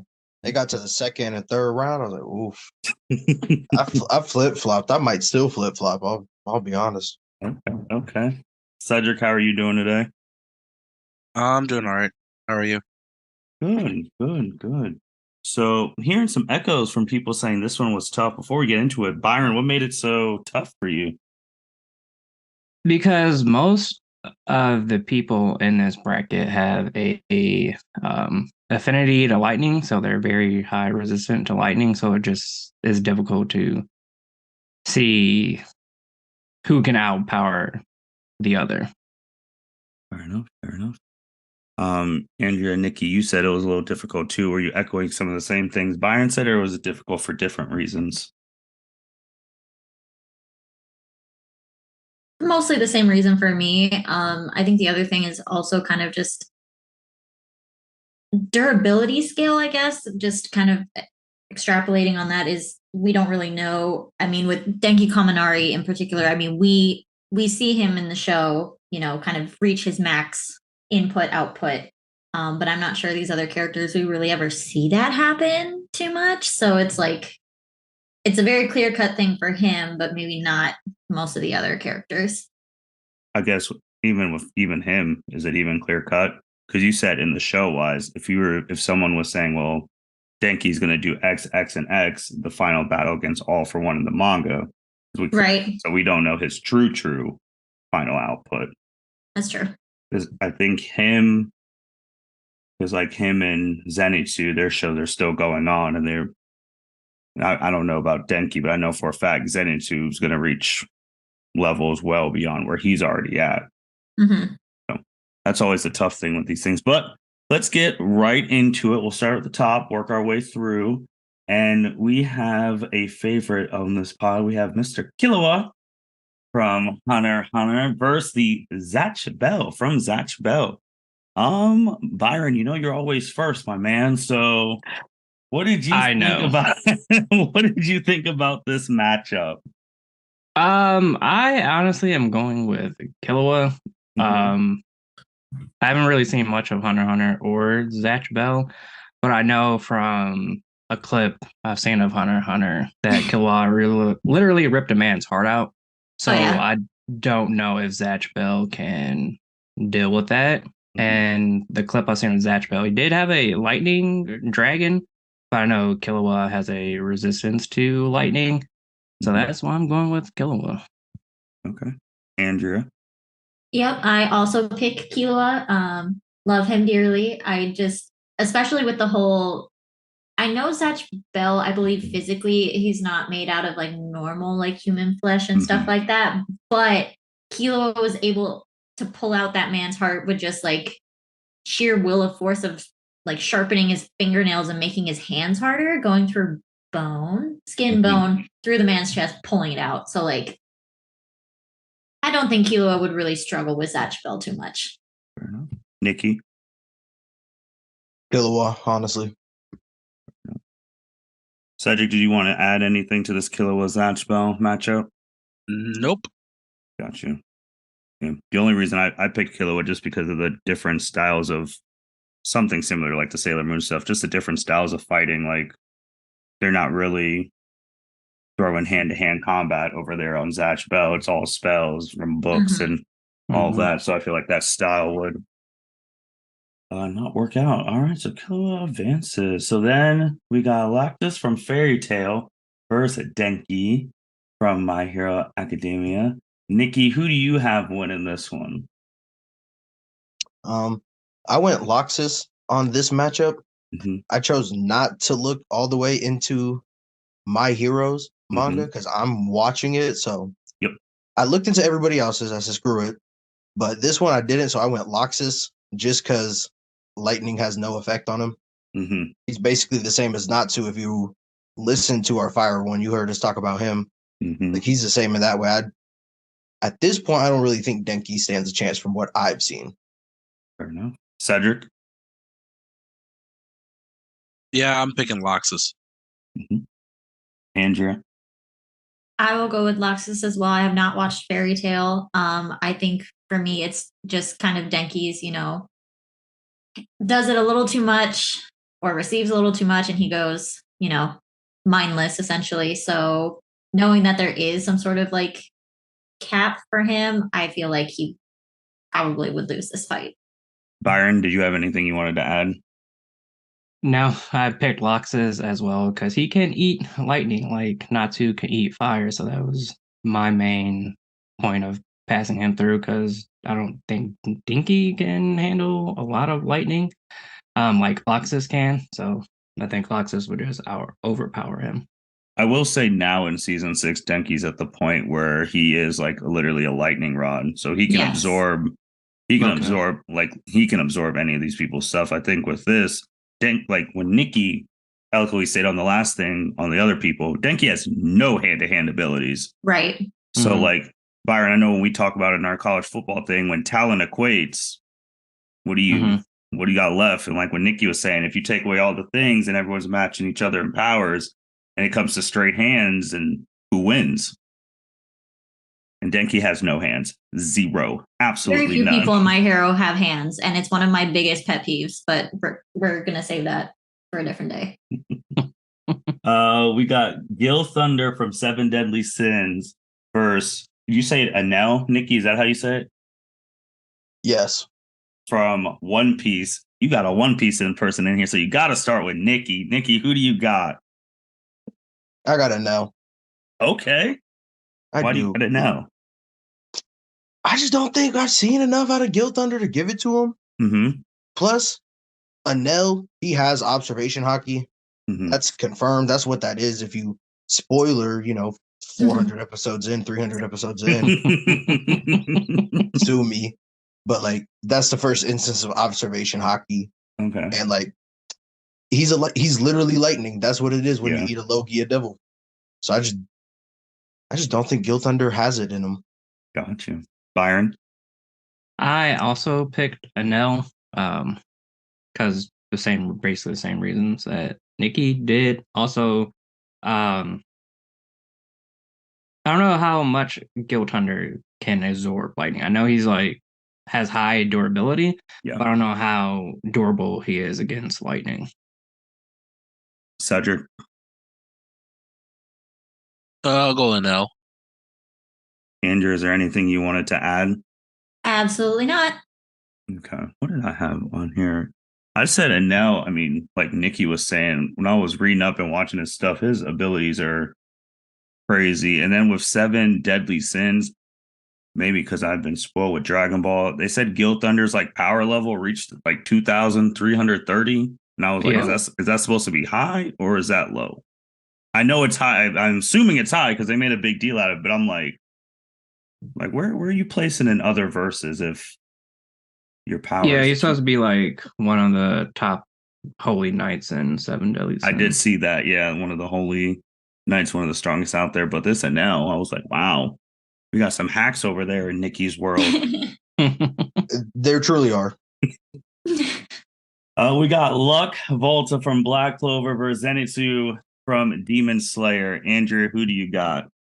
So I really, honestly, this is the matchup that I wanted the most guidance on because for me, I think it comes down to speed for the both of them.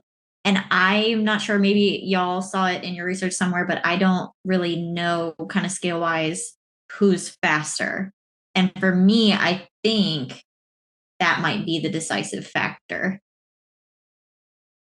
So if So you were, I don't really know.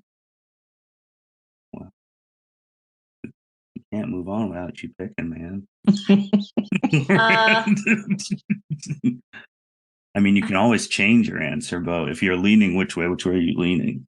Well, I would have to lean towards Zenitsu only because I know him better. Okay. That is fair. That is fair. Niki? Obviously, I'm a huge Black Clover fan. Mm-hmm. I love Luck. Mm-hmm. I really wanted to give him the dub. I really did. Mm-hmm. But like when it comes to side characters in these shows, Zenitsu's just that tier above Luck. Like, don't get it twisted. Luck's one of 4 people to achieve a certain spell in Right. that show, Mhm. if you're reading the manga. But like Zenitsu, what he does in his manga, I low key will give it to Zenitsu, especially because he uses a sword. Fair enough. Cedric?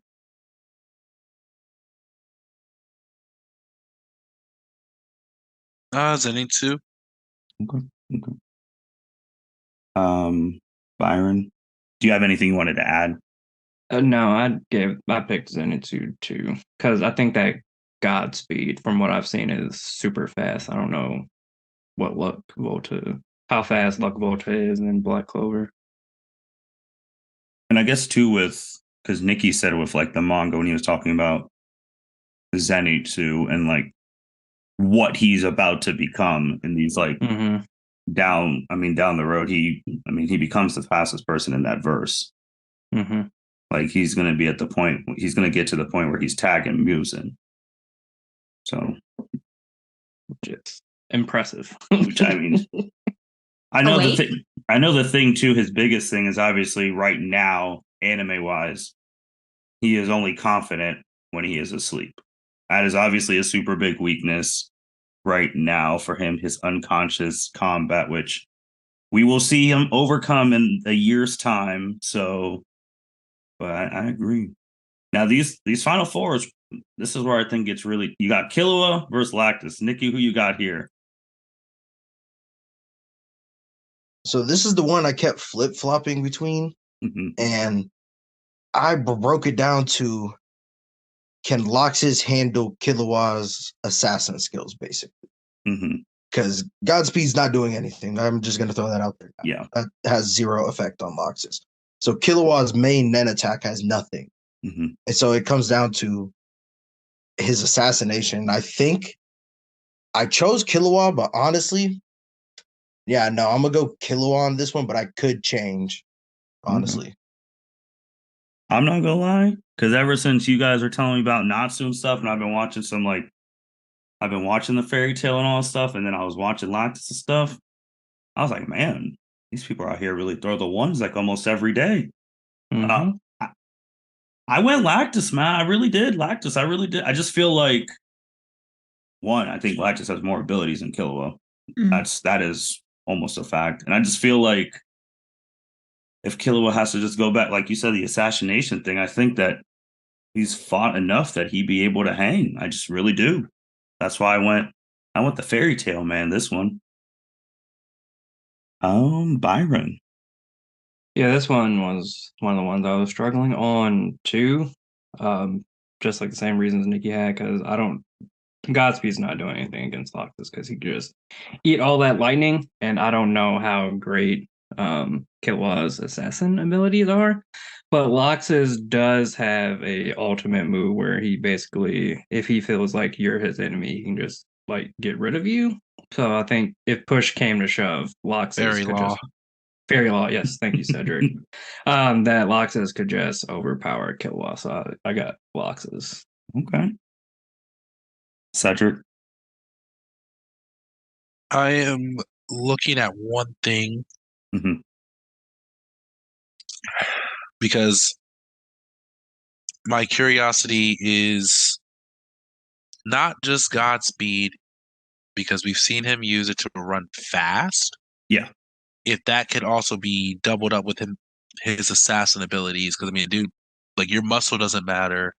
If he's penetrating your skin, he's taking your heart. And so I'm just wondering if, without using the electricity, just using Godspeed to get fast enough to essentially take Laxus's heart. Hmm. That I don't know. Y'all got me hip on this dragon magic shit. I'm not gonna lie. I'm not gonna Well, and that's the thing. Like Loxus's abilities are insane because he's an artificial dragon slayer. So he has like the Lacrysma, whatever they call it, cells injected, Mhm. and so it's more potent for him. Hence why his lightning magic, he can do a lot of other stuff as well. And he's also the the grandson of the guild leader. Hence why he can use fairy law. Mm-hmm. I don't think he's ever landed it. I think he came close once, but he has the ability to use it. I mean, the original master passed it on to specific individuals. Him and Kano were the only ones. I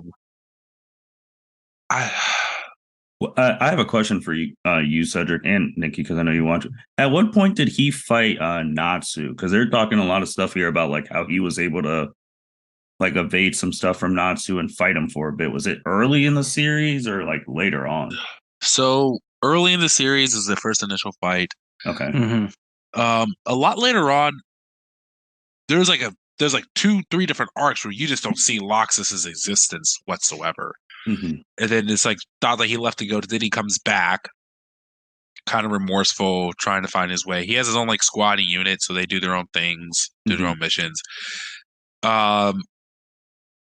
Loxus's real big power up boost, I think personally, is when they do the wizard games. Okay.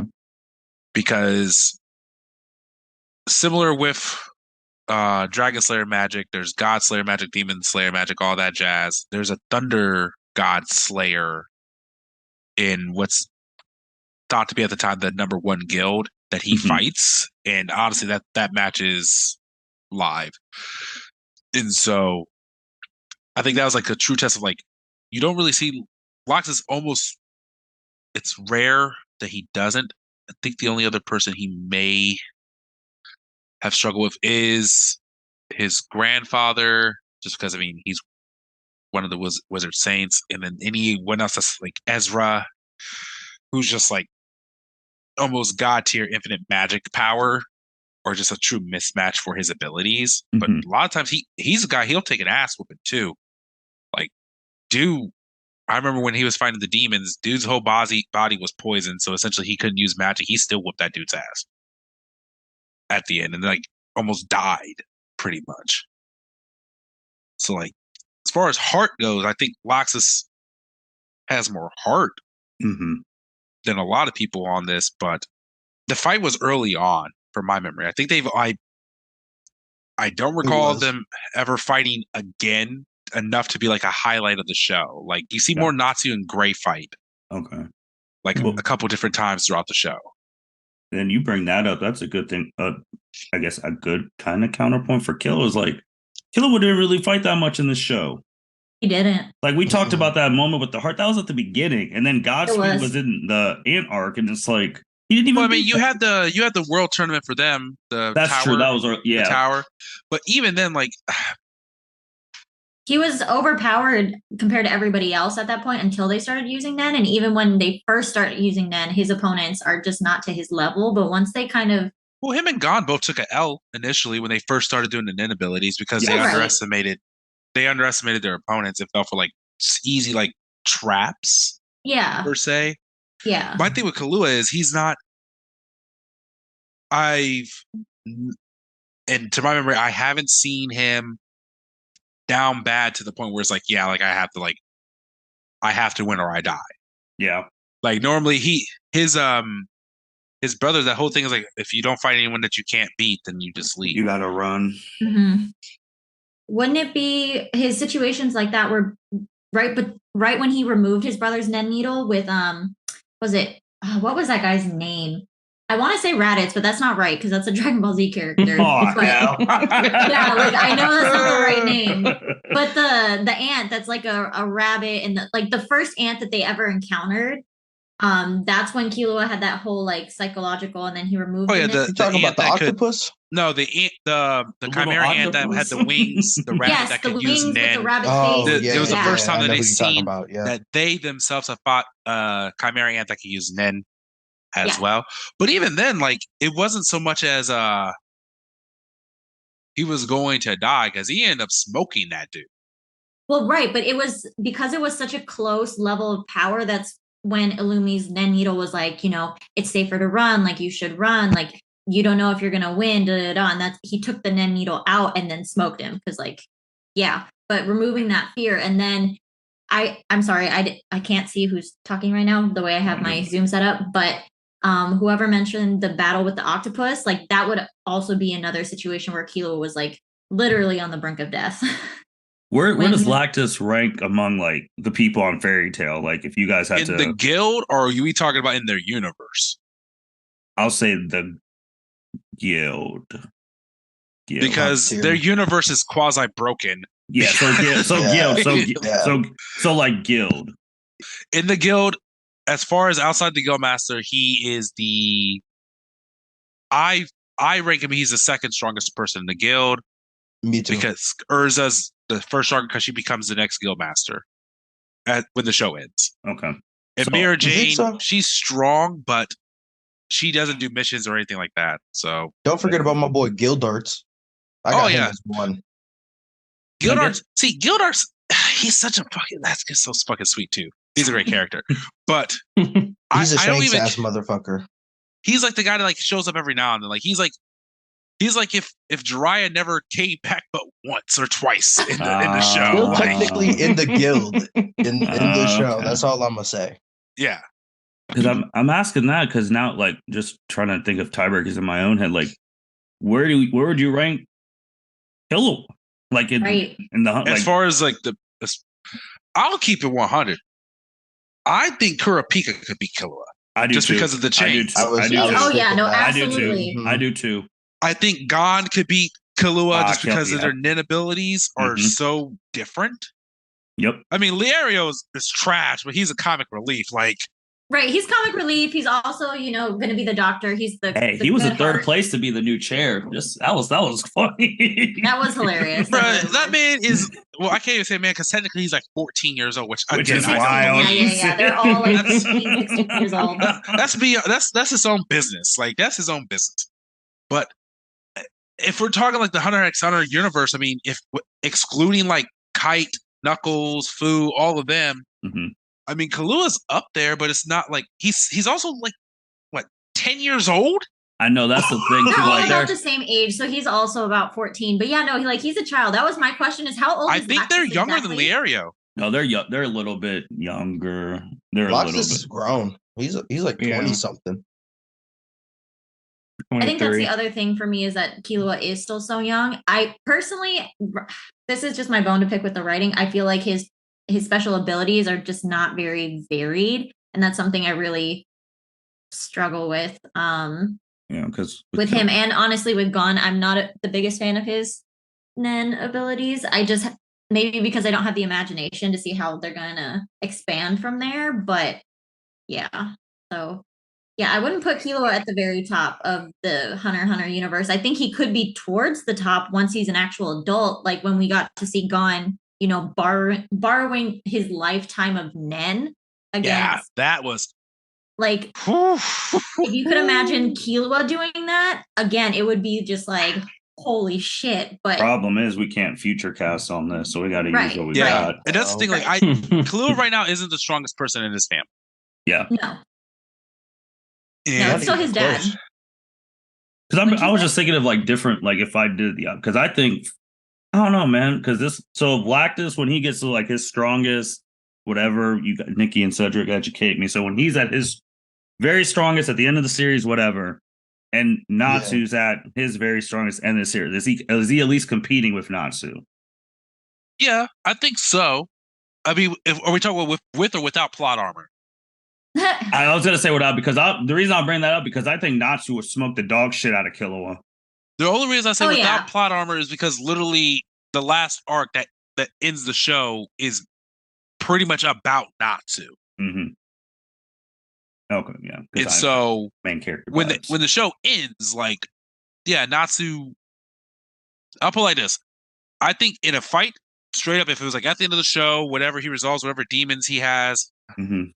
For Niki knows that's a little inside joke, but I think Loxus could still beat Natsu at the end of the show.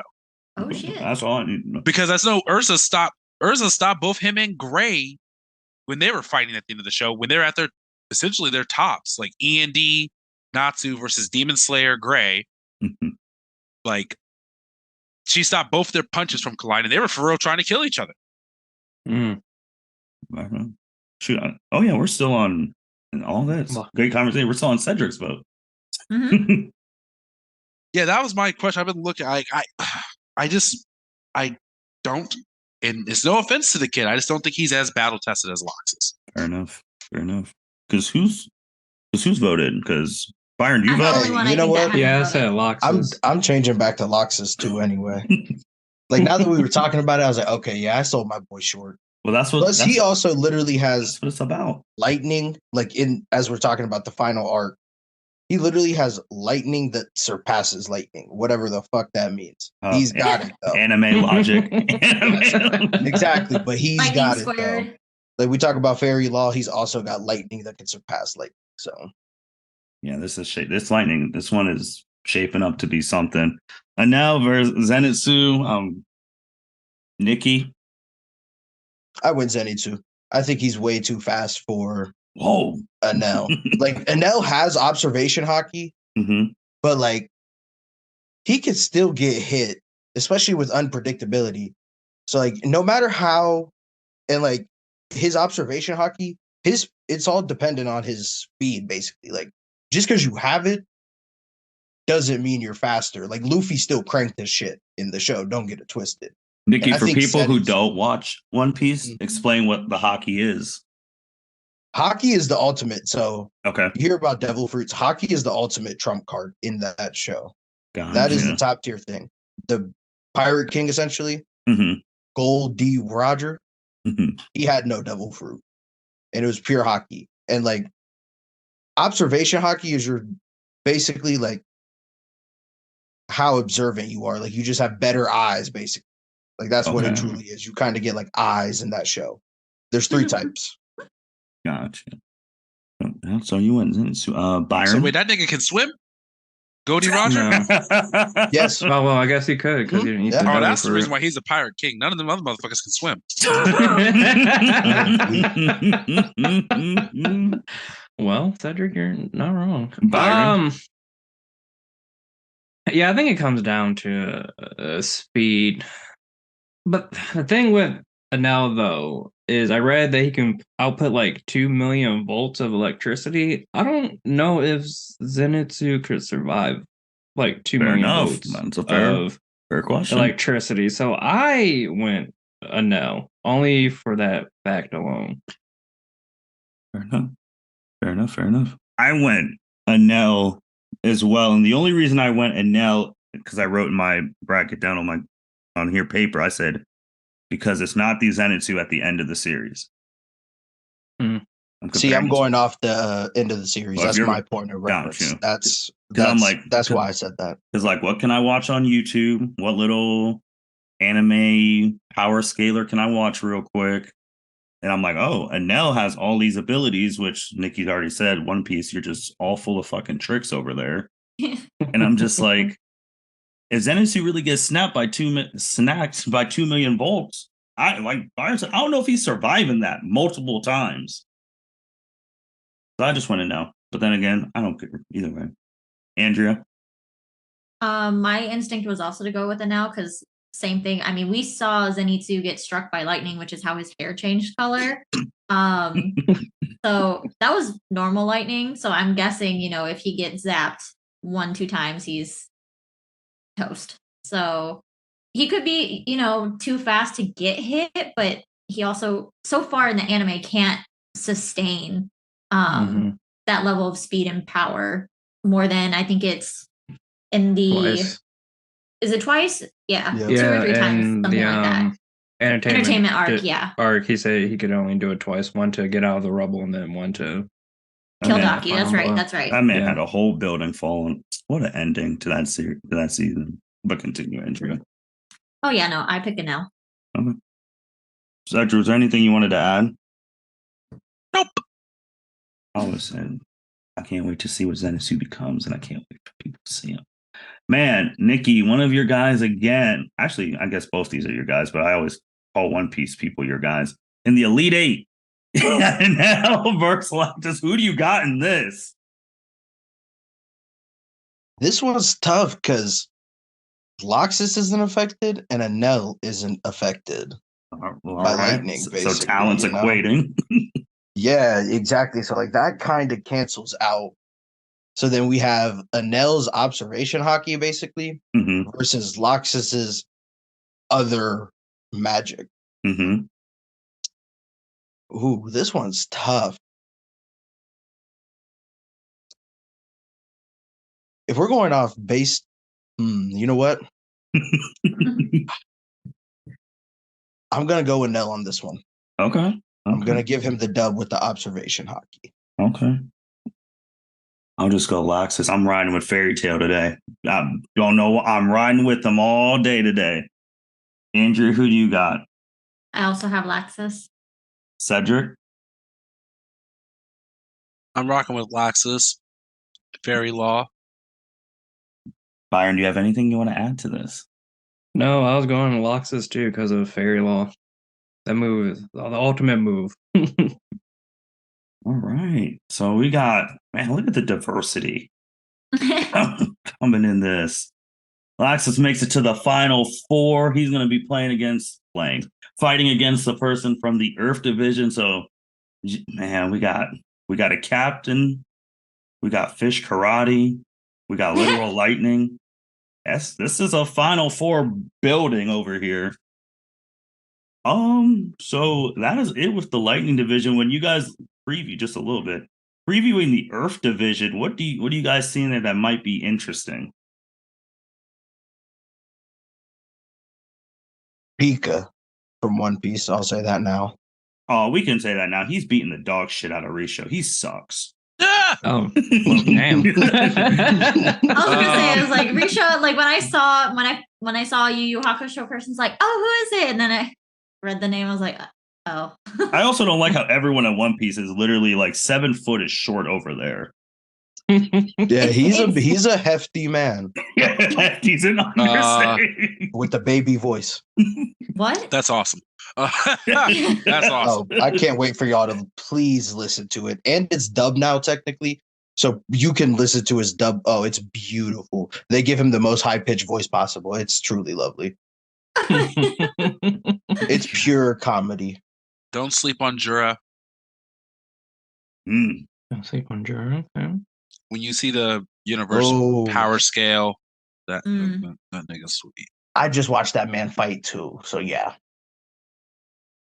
Fair enough. Fair enough. All right. That is it with this round. We will be doing Earth next week. We'll go into some closing remarks. Andrea, you're first.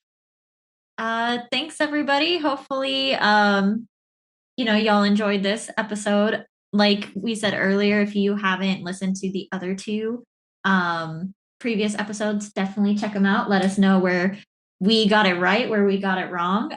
We love to hear feedback. Thank you for your time, and we look forward to doing the Earth round. Niki. Man, as always, like Andrea said, leave your comments below. Tune in next week.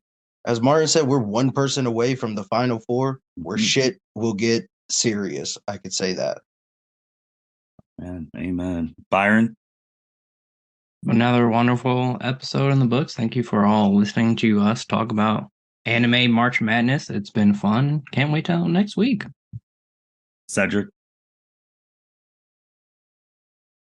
Yeah, what they all said.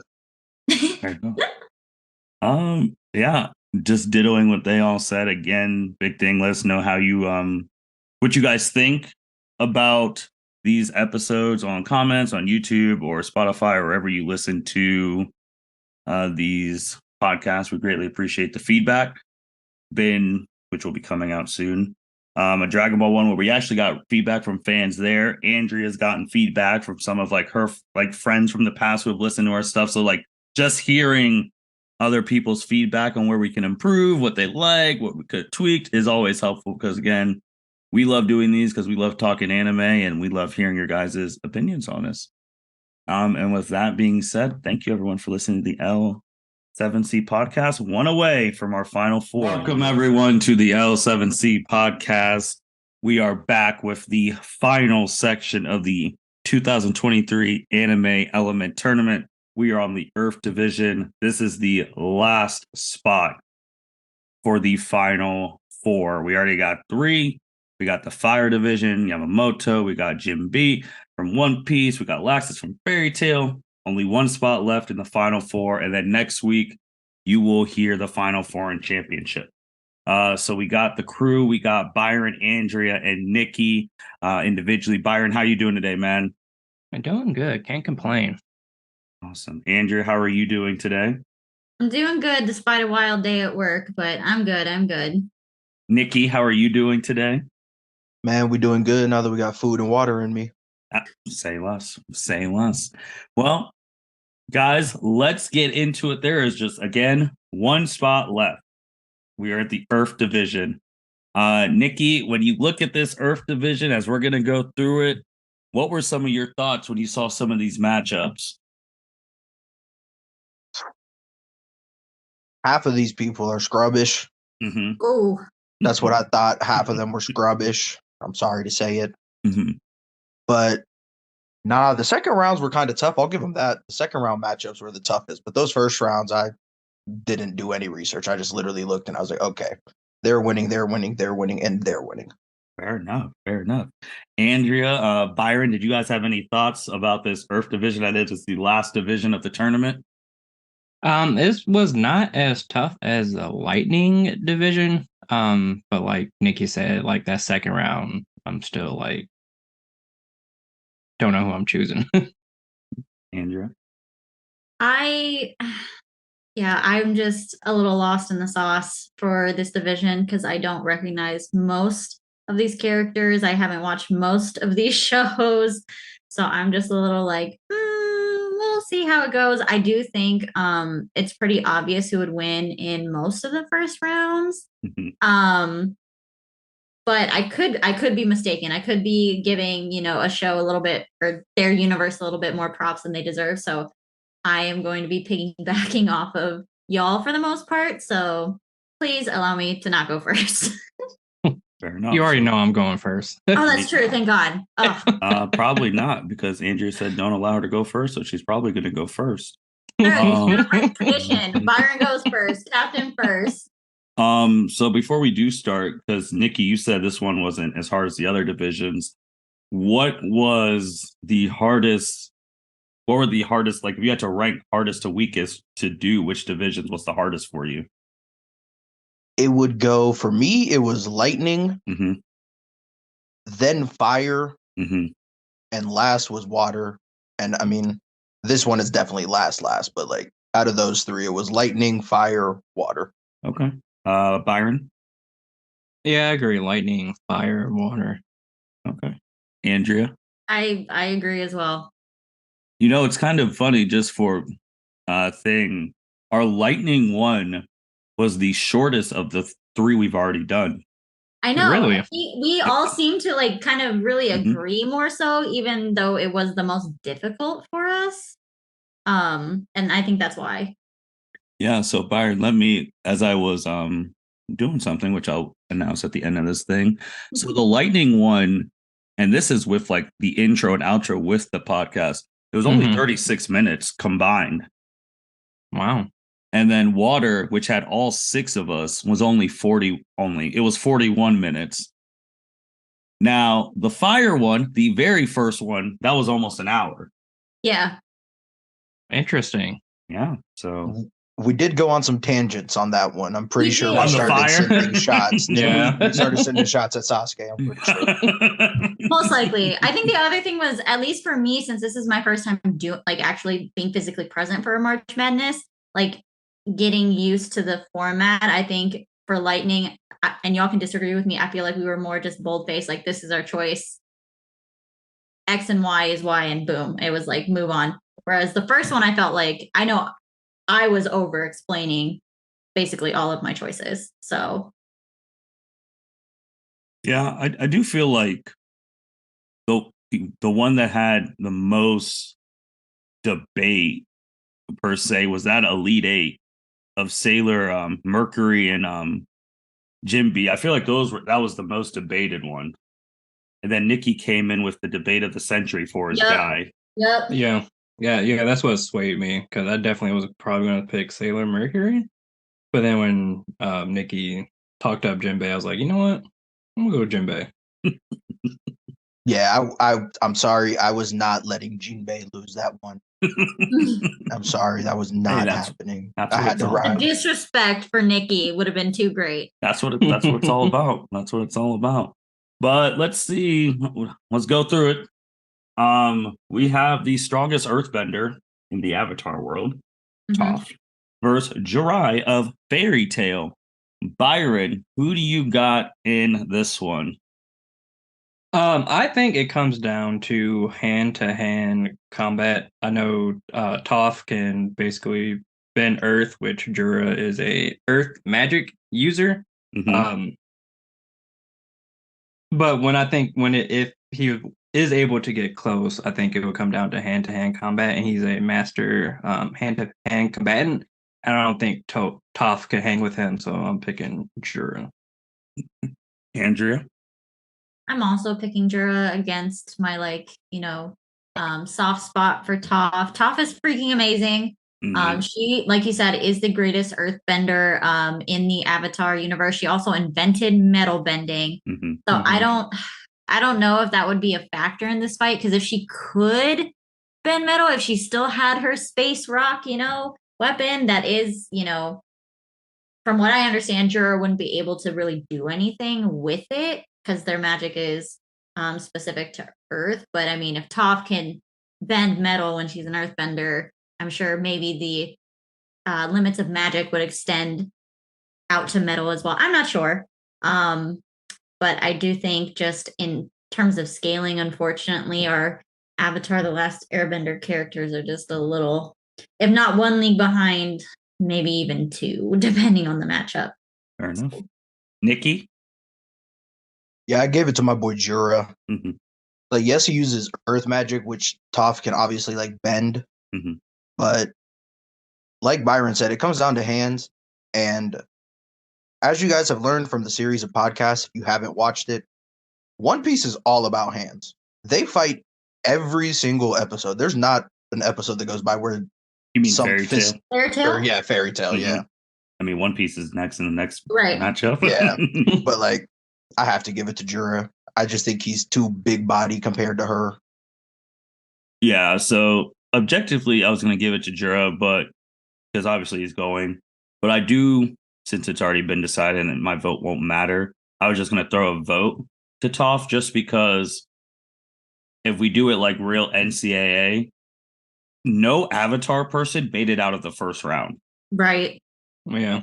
Like they're like if you're doing it like the whole like real NCAA March Madness, when you look at like whose universe is advanced, like none of them have made it out the first round, and I haven't voted for any of them. So I was like, it's the last one. Jura should win, so I'm gonna just throw it there. But objectively, no, she would lose. I mean, Top would lose. So that's why I was like, but that's I was crazy. thinking of throwing my vote that way as well, but since there's only 4 of us here today, I'm glad I didn't, because then we would have ended up with a tie, and that's Then we have to go into deliberate. But yeah, it's kind of crazy. I mean, Andrea, I think you love that world more than we do. Like your thoughts on none of them, not advancing to the second round. I think they were just bad matchups. I think the matchups were bad because honestly, like I feel like I could make more of a argument of Toph beating somebody in the next oh my gosh, in the next battle. Is it Soul? Oh, she's terrible. Yeah, like I feel like She's smoking her. Yeah, so like I think Toph had the best chance of advancing, but she got shitty matchups. Yeah. A shitty matchup. Yeah, I agree because I think looking at that, Toph would beat Soul. She'd beat Risho. I think she beat Louis Armstrong too. Louis Armstrong, it's a good. I'm gonna be a little debatable, but I can see that. On the fire side, I truly do not. Besides maybe Mustang, I don't know who Zuko would beat. Right. Yeah. And then on the water side, besides Patty from Zatch Bell. Yeah, I was gonna say I could see Katara beating Patty. Right. It was just unfortunately their verse doesn't quite expand and compare to these other verses. Doesn't mean it's bad. It doesn't mean it's worse. Freaking love Avatar: The Last Airbender with my whole heart. And I'm sad that none of them made it past the first round. Well, let's go to next match. Crocodile from One Piece versus Soul Marin from Black Clover. Niki, how do you see this fight going? Listen, I've got a lot of love for Black Clover. I think they do, outside of One Piece, they do the best like universe building. Like everyone gets love in that show. She is cannon fodder. She doesn't stand a chance against Crocodile. She's not touching Crocodile. Crocodile is smoking her. Andrea? Again, I know basically nothing about both of these shows, but kind of reading the general synopsis and how One Piece just seems, at least so far, like outside looking in, just seems to be just top tier across the board, even if they aren't like a main character. So my general vote was going to be for Crocodile. Byron? Yeah, I'm picking Crocodile too. He can turn his body into sand, which is awesome. And then, according to the One Piece fandom wiki, he has a secret hook that's made of poison. They show it in the show. On the show, okay. As far as I know, Soul Marin is probably not resistant to poison, so I got Crocodile winning this one. I agree. I mean, I think that's way too much for her to handle. Also, she's brash. She rushes into battle. I mean, Niki, you gotta have to explain why she just like hates men, because that's literally on her biography. Yeah, she's in the all-woman squad. There's some backstory on her. I'm pretty sure there's like a valid reason why she hates men, but she's just a part of the all-woman squad. And like her captain is one of those like anti-men, but she's in love with Asta's captain, my boy Yami. Shout out Yami. So like, yeah, I don't really care for her, so I couldn't tell you. And then one of Crocodile's accolades, no matter when it was, I mean, he has a win over the main character of that show. He has a win over Luffy. He's got 2 wins. 2 wins. Oh yeah, they fought like 3 times in the Alabasta arc. Wow. And he only won because main character plot armor. Mhm. Like that show Right. would have been over if Luffy doesn't have main character plot armor. Mhm. Got you. You got Louis Armstrong from Full Metal Alchemist versus Diane, Seven Deadly Sins. Nikki, I know you do like Seven Deadly Sins. Am I right? I do. I've seen all 6 seasons. Even How are though you it went feeling to about shit. this matchup with Diane in the? Is this the first person from Seven Deadly Sins? I think so. Yeah. Yeah. First. She's the only one that has like. No, we had Guilt No, we Thunder. had We one, had Guilt. in the lightning. Oh yeah, I forgot. Go Thunder in the Night. Yeah. So Nikki, how you feeling about this matchup? I love both these shows. Mhm. Full Metal's in my top 5 of all time animes, Mhm. but I'm gonna give it to Diane strictly because 1, she's a giant. Mhm. 2, she's got a wider range of spells than what Louis can generate with his transmutation circles and stuff like that. Like this is another one of those where just like Avatar the Last Airbender, like Mhm. Full Metal doesn't compare to some of these other universes.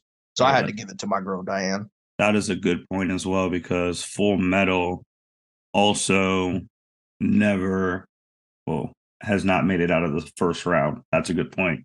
Mhm. The Avatar thing. Good on you. Andrea? I am also not familiar with Seven Deadly Sins. I've seen too many clips of the main character being a little too pervy for my taste, so I'm just like, no, thank you. Oh my. Um, Meliodas? yes, yes. Anyway, and I love Full Metal Alchemist. It is, like Nikki said, also in my top 5 or top 10. I've never officially ranked my favorite shonen anime, but like I adore it. However, even within their own universe, Louis Armstrong was taking some L's during the show. So I'm guessing I do know that Diane is probably one of the more prominent like side characters. So based on that fact, I kind of was leaning towards Diane anyway. But Nikki's, reasoning is like, yep, okay, I backed the right horse. All right, cool. Enough. Byron? I also have Dion taking this one. She is a giant who has a giant ass hammer, and she can basically use creation magic, which can basically move the earth. So I got her taking this one. Enough. I don't disagree. It's just a wrong matchup for Mr. Armstrong. I mean, I personally don't even think Diane is that sweet, but again, like we've talked about, matchups matter. Mm-hmm. And then this one, all right, let's just get this out of the way. Pika's beating Risha. That's easy. Yeah. Yes. Bro, I had to look up who Risho was again. Same. As soon as I saw him, Same. I said, all right. He's the same guy when they were fighting after they were getting screwed in that matchup too by that shitty ass owner of their team, and then Tagoro killed the owner. And then that's the one where Kuwabara was the last person. It's like, damn, he's about to lose. And then Hiei's sister pulled up, and then Kuwabara got all the strength and knocked his ass out the ring. And it was over. The power of love.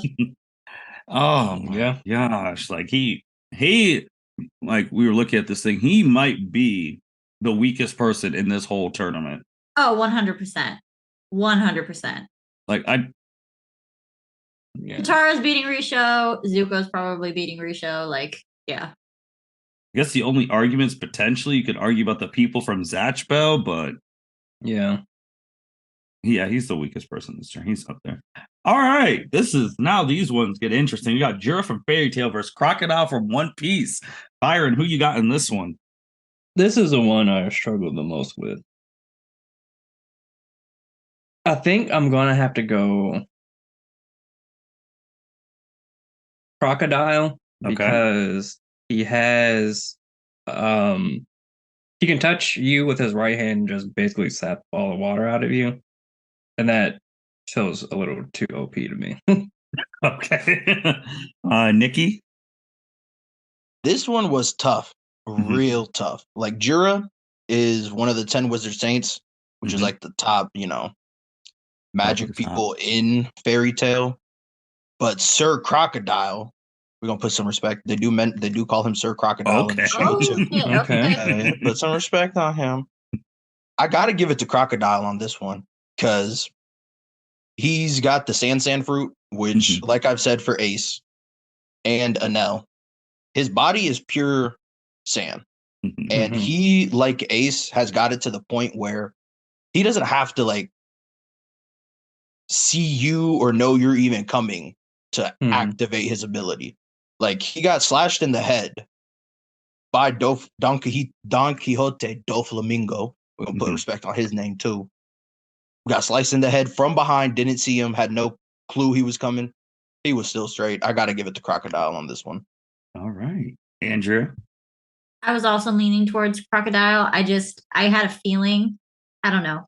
Maybe it's just hands are more tangible to me than magic. So that was why I was leaning that way. But again, hearing Byron and Niki is like, okay, I'm comfortable going with what I picked. Yeah, I think with these things throughout, depending if your powers are just supremely stronger than everyone else, it's like a Yamamoto. But most of these like powers, it's like, all right, if we're even in our abilities, what's the differentiating factor? Like intelligence, speed, reflexes, hand-to-hand combat. Like when all the weapons and special magic don't work and we have to go face to face, who's winning that matchup? And I think Crocodile's a better fighter than Jura. Crocodile going. Man. Niki, you're this down here. These are all your people, man. Now you got Diane versus Pico. Who you got here? This one is the one I debated about the most because I really like both. Not that I care for Pika because he's a villain, but like Pika's abilities are OP. And so here's my thing. Diane can control Earth. So she can control the ground. Pika's ability is he controls stone. And he can control all the stone. Like in the Dressrosa arc, he becomes a giant, like way taller than Diane, way bigger. He basically just engulfs the island, becomes him. And then, not to mention, Pika has full body hockey. And in that show, for people that have used the full body hockey, it's only 2 that they've showed. He's got the tougher one than Virgo, who is also a part of the Don Quixote family, which is what Pika is. He's a part of that. He's their army leader. I have to get this one was tough. I went Pika because Diane don't really be doing much by herself. Like if it's not King with her, it's always somebody else helping her in these fights.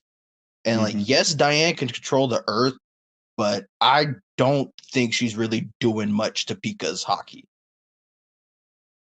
Fair enough. It's looking like they had interesting on the height. When she's normal size, she's like 5'5", but she can get up all the way to 30 feet, which is crazy, but okay. But Niki brings up a good point of what are these characters doing in this one-on-one setting if they're mostly a team player and they're outside of that setting, which I think that hindered the Sailor Girls because they do fight as a team mostly. So that's a good thing on Niki bringing that up. So going with Pika. Andrea, what do you... This is giant on giant. These are 2 big people. Well, the bigger they are, the harder they fall, I guess. And it sounds like Pika's putting Diane down. That's what it sounds like. Okay. Byron? I got Pika. Like Niki said, Diane is more part of a team, the 7 Deadly Sins, which is like one of the most powerful groups in 7 Deadly Sins. So I don't remember a time where she's fought 1-on-1, and I know Pika probably has in One Piece. So I think his ability to fight 1-on-1 gives him the edge over Dion. Okay. Well, this is the last Elite 8. This is the last spot in the Final 4. This is the first time in the bracket we have 2 people from the same universe fighting for this Final 4 spot. Crocodile, Sir Crocodile, versus Pika, both from One Piece. Got to go to the One Piece expert, Niki. Who comes out on top in this match? Yes, sir. This one is a tough one because we technically haven't seen Crocodile use hockey in the show, but he has survived getting sliced by the number one swordsman in that show, which is Dracula Mihawk. He's the top swordsman. Zoro still isn't touching Dracula Mihawk, even at this point in the show. Wow. Y'all get. He used to beef with Shanks. Like him and Shanks used to fight all the time. And that says something because Shanks is basically like he might as well be the top character in that show. If you've seen the new arc, you've seen what he did to somebody who was just fighting Kaido and Big Mom in the show. You see what he does. One shots him. Oh wow. So like Crocodile's got them hands. He's fought all of the top people in Marineford, which is the arc where he survives the slashes from Dracula Mihawk, who has his sword is hockey, basically. Like he forged his sword into a black blade. That's how strong his hockey is. Didn't cut Crocodile. So that shows that Crocodile does have hockey. And if you're privy to the manga, not many people are, obviously, 1079 just dropped. So wow. You see that Crocodile is a real player. He's a real player. His bounty, he's one of 10 people they've shown that has over $1 billion bounty. Damn. In that show, like spoilers, sorry. I have to give this one to Crocodile because I think he can fight with Pika. Like Pika's got the stone fruit, but Crocodile has the sand fruit, and Crocodile is Logia. That's the thing with Pika. He's not truly Logia. He is Paramecia. Side note. What's the difference? Because that's what I want to ask you. There's 3 types of devil fruits. There's Logia, which is basically elemental users. And they just become that element, attacks pass through them. All their attacks are based on that element. And then Paramecia, or I'll go Zoan. Zoan is animals. They can transform into whatever animal that their fruit is. And everybody has 3 forms, like their human form, their full-on beast form, and then their like man-beast form. Chopper's an exception. We won't include him. And then Paramecia, that's just kind of all the non-elements and non-animals. So like, for example, Don Quixote do Flamingo, who is Pika's boss, who is the main character that Luffy fights in the Dressrosa arc, he has a Paramecia fruit, and he has a string fruit. And he just produces like strings, basically, out of nowhere. Luffy is rubber. He's a Paramecia fruit. I was about to say, it's like with Luffy, because I only watched like the first episode. It's like, I know he had was it the rubber or the gum fruit, whatever? The gum fruit. Yeah, the gum fruit. Yeah, he's a rubber. Okay, got you. He's a Paramecia, and so is Pika. So like, Pika's attacks can just go through Crocodile. And then Byron brought it up. Crocodile can suck the water out of anybody he touches.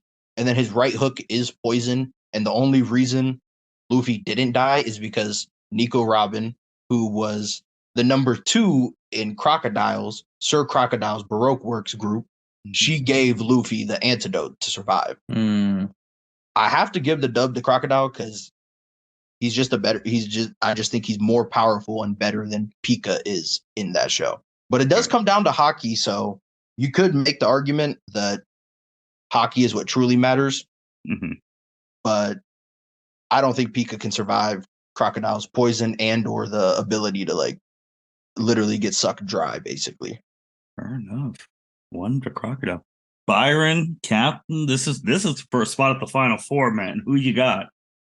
Niki eloquently said it. I got Crocodile. I think, like I said, I think that ability to basically suck all the water out of you is OP. And he can basically turn to sand anytime he wants. So, like Niki said, attacks will pass through him. And I don't know how you get past that. So I got Crocodile. Okay. My hero enthusiast, Andrea, your vote can decide this spot for the last spot of the Final Four. Who you got?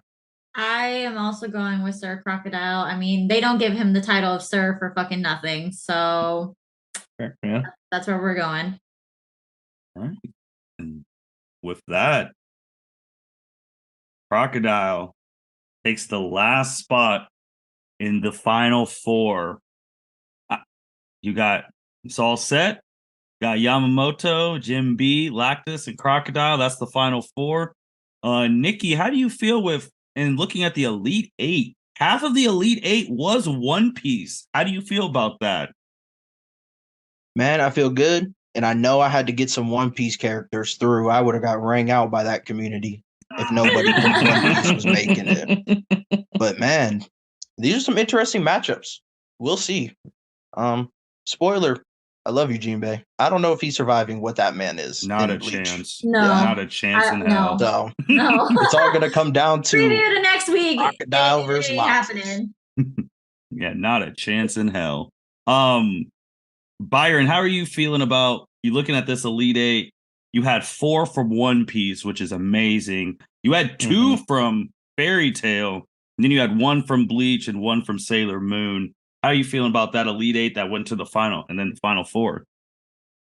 I mean, from just looking at the Elite Eight to the Final Four, One Piece has some very powerful characters. It gets me interested to maybe restart my journey into One Piece, but those 800 episodes is daunting.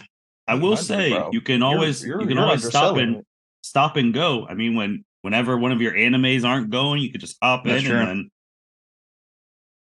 true. and then obviously to the female anime voice of the podcast, Andrea. How are you feeling then with this Elite Eight that only Sailor Mercury was the only female to make the Elite Eight? I mean, it makes me sad, but out of how many female characters in shonen anime are really that on that top tier level outside of like being almost a main character? Like how many just in general? Plus then when we narrow it down to like elemental users, there's not very many to even pull from. So like statistically, this is not surprising. I'm glad Sailor Mercury made it to the Elite Eight. But it's not surprising to me, and it's not like, unfortunately, I could really make an argument for the few female characters that were on here in some of the matchups that they had. You fought for Mercury though. That Elite Eight was coming down to it with her. It was. That you were her biggest champion. I will not absolutely take that. I'm not gonna let a 14-year-old with a 300 IQ not make it at least to the Elite Eight. Fair enough. Since they were not on here, how differently, depending on the region, because he purposely left them off, how differently would it have been if Naruto characters were allowed in this tournament? I don't think Fire changes. No. I don't think Fire changes. I think with the Earth, because of assuming we would put Gaara in there. Yep.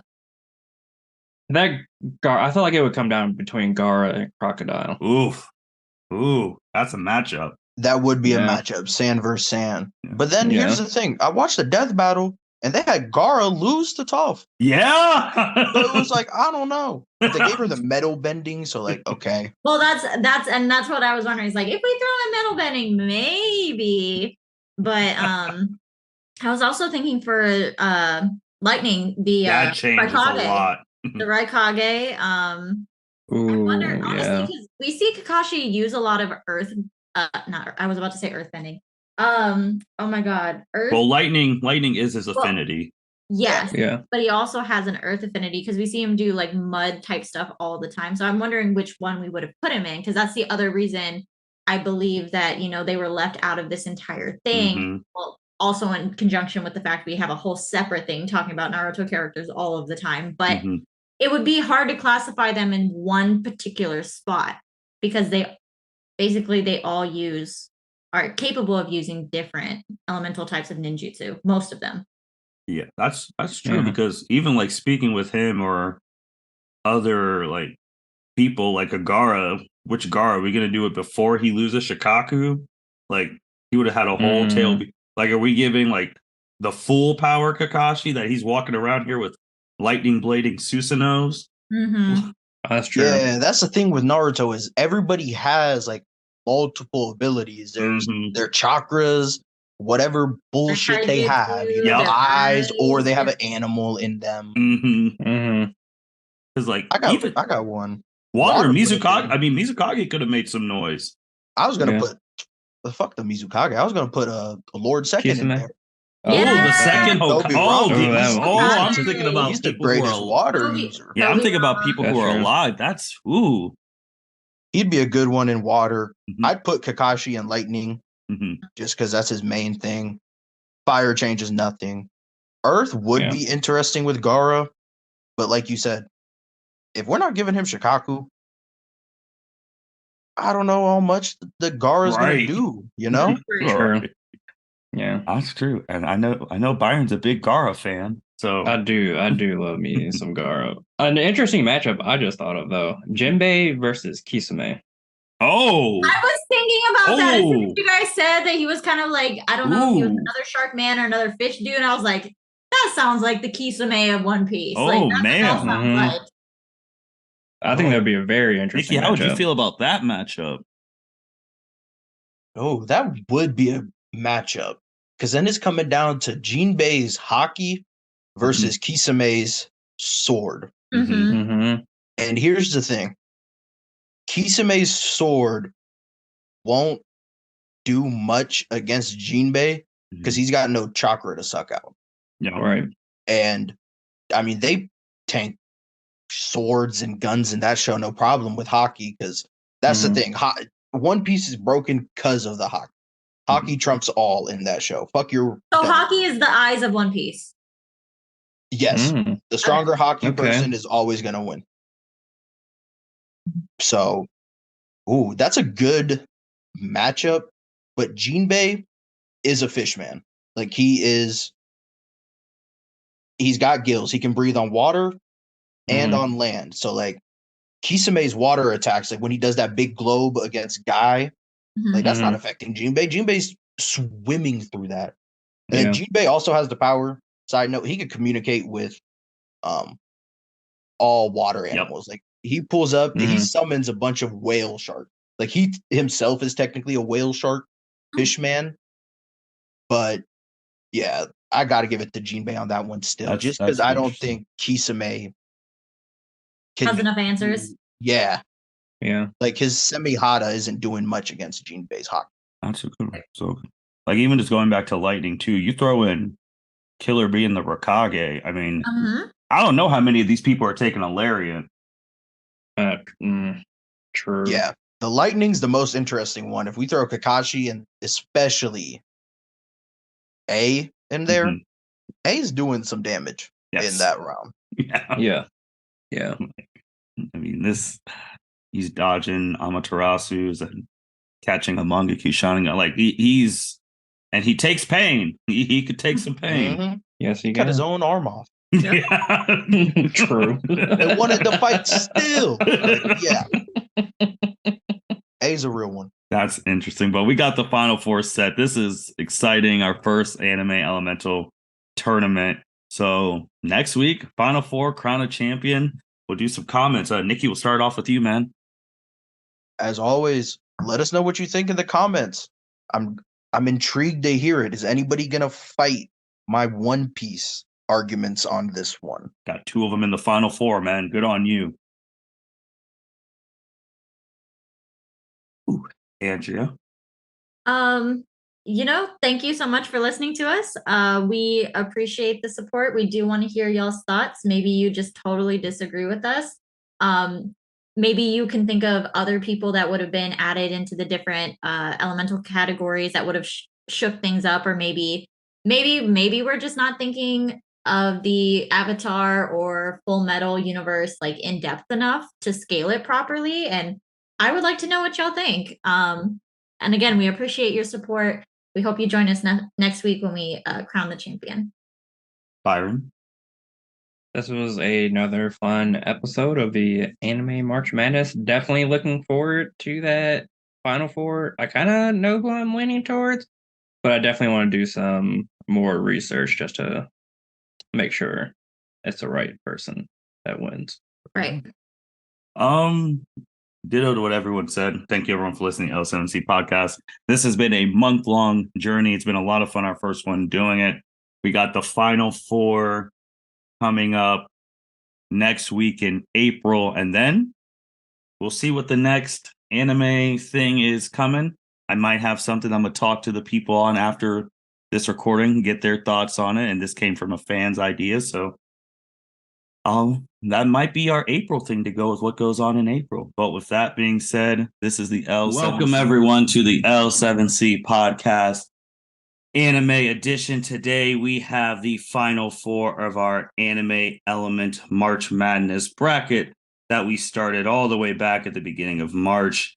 This is the 5th and final episode of this. If you have not listened to the previous ones, make sure you go listen to them. Broke it down by regions: fire, water, lightning, earth. So check those out before you listen to the final.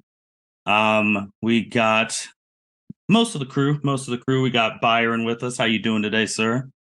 Doing good today. I'm ready to see who is the champion of this anime element March Madness tournament. I feel like I know who it is, but I'm waiting. Fair enough. We have Andrea with us. How are you doing today, ma'am? I'm all right. How are y'all? Good. This has been a journey. Can't believe a month's already zoomed by. Seriously. We got Niki with us. How are you doing today, sir? Man, can't complain. We still alive and breathing. Amen to that. And we got Cedric with us today. How are you doing today, sir? Hello.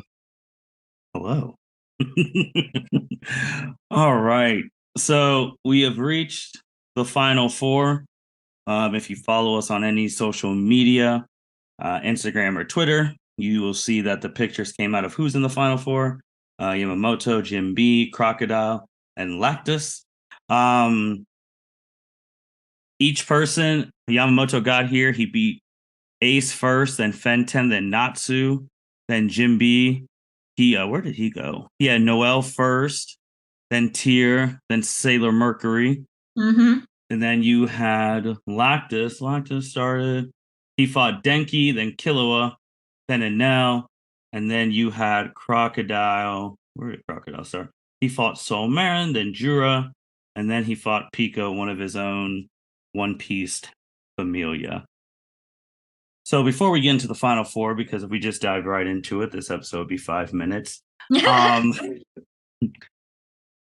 Just I'll start with you, Niki.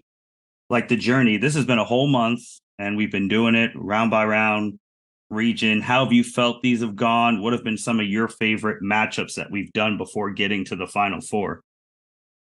Man, I honestly think these have gone great.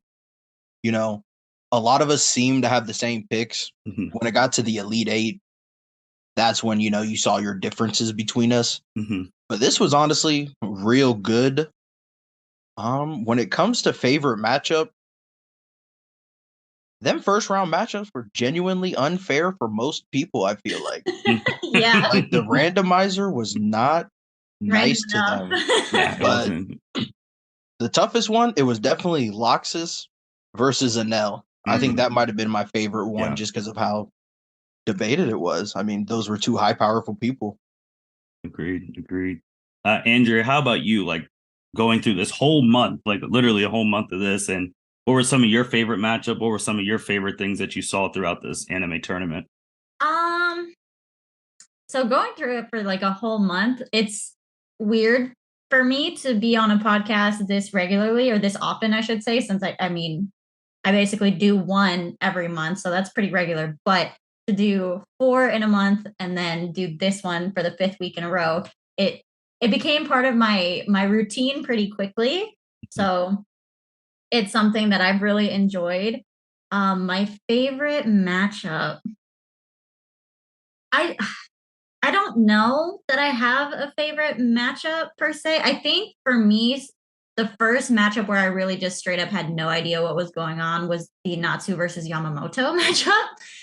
So I think that one's the one that sticks in my mind the most, because that was the first one where I'm like, I have no idea really who anybody is for the first time in this whole tournament. And what was the other question? I'm so sorry. Oh no, that was just like favorite matchup, like some favorite stuff we went through. You answered it, so you did good. Awesome. Thank you. Oh, but to Nikki's point about the Loxus versus Anel fight. So a friend of mine started listening to our podcast, and I shared the post on Instagram with him for the Final Four today.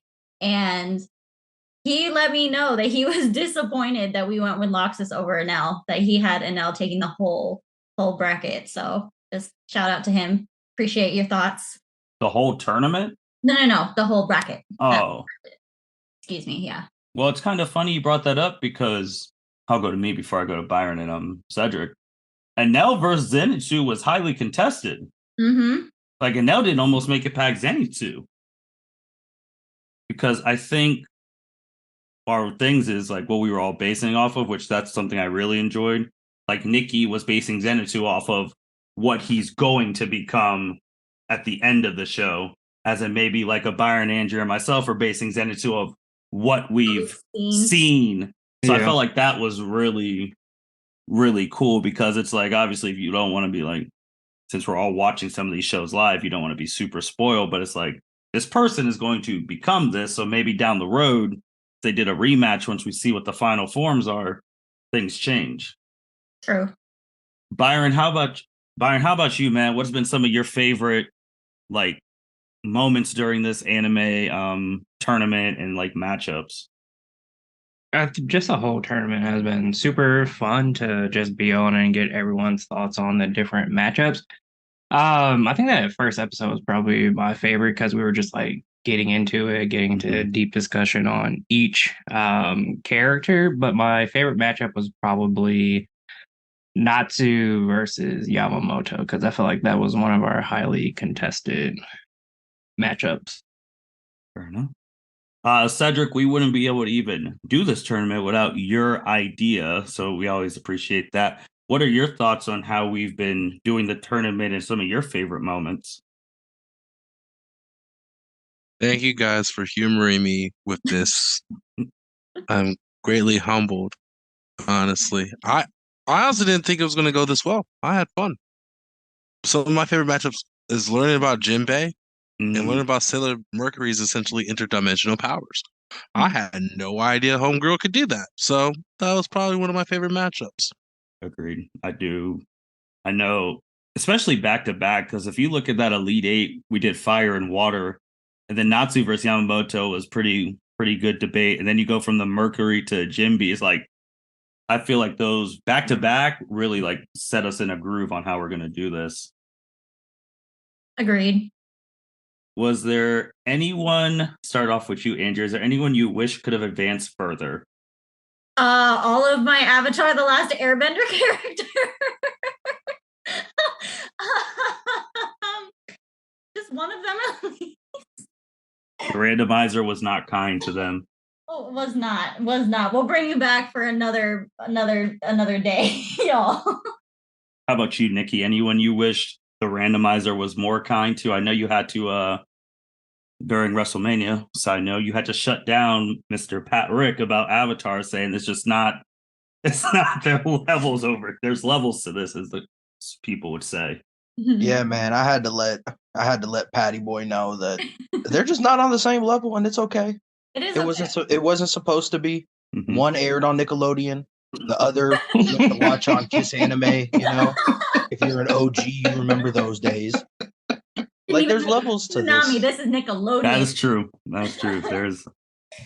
But I have to, man. I wanted Noelle to go farther because I genuinely love Noelle. I think she's one of the top people in Black Clover, and I feel like she would have got more love. She just had to go against our eventual champion of the water division, Jinbei. Fair enough. Cedric, how about you? Is there anyone you wish the randomizer was more kind to? I mean, the only people for real that got like shot on was Avatar people. Like, in a consistent enough basis. Like 3 for 3. Everyone else, like, I mean, Sailor Mars, but even then, it's like is really just because Phaeton's cold-blooded. So Mm-hmm. just that's not fair for any anybody. like of all people to be.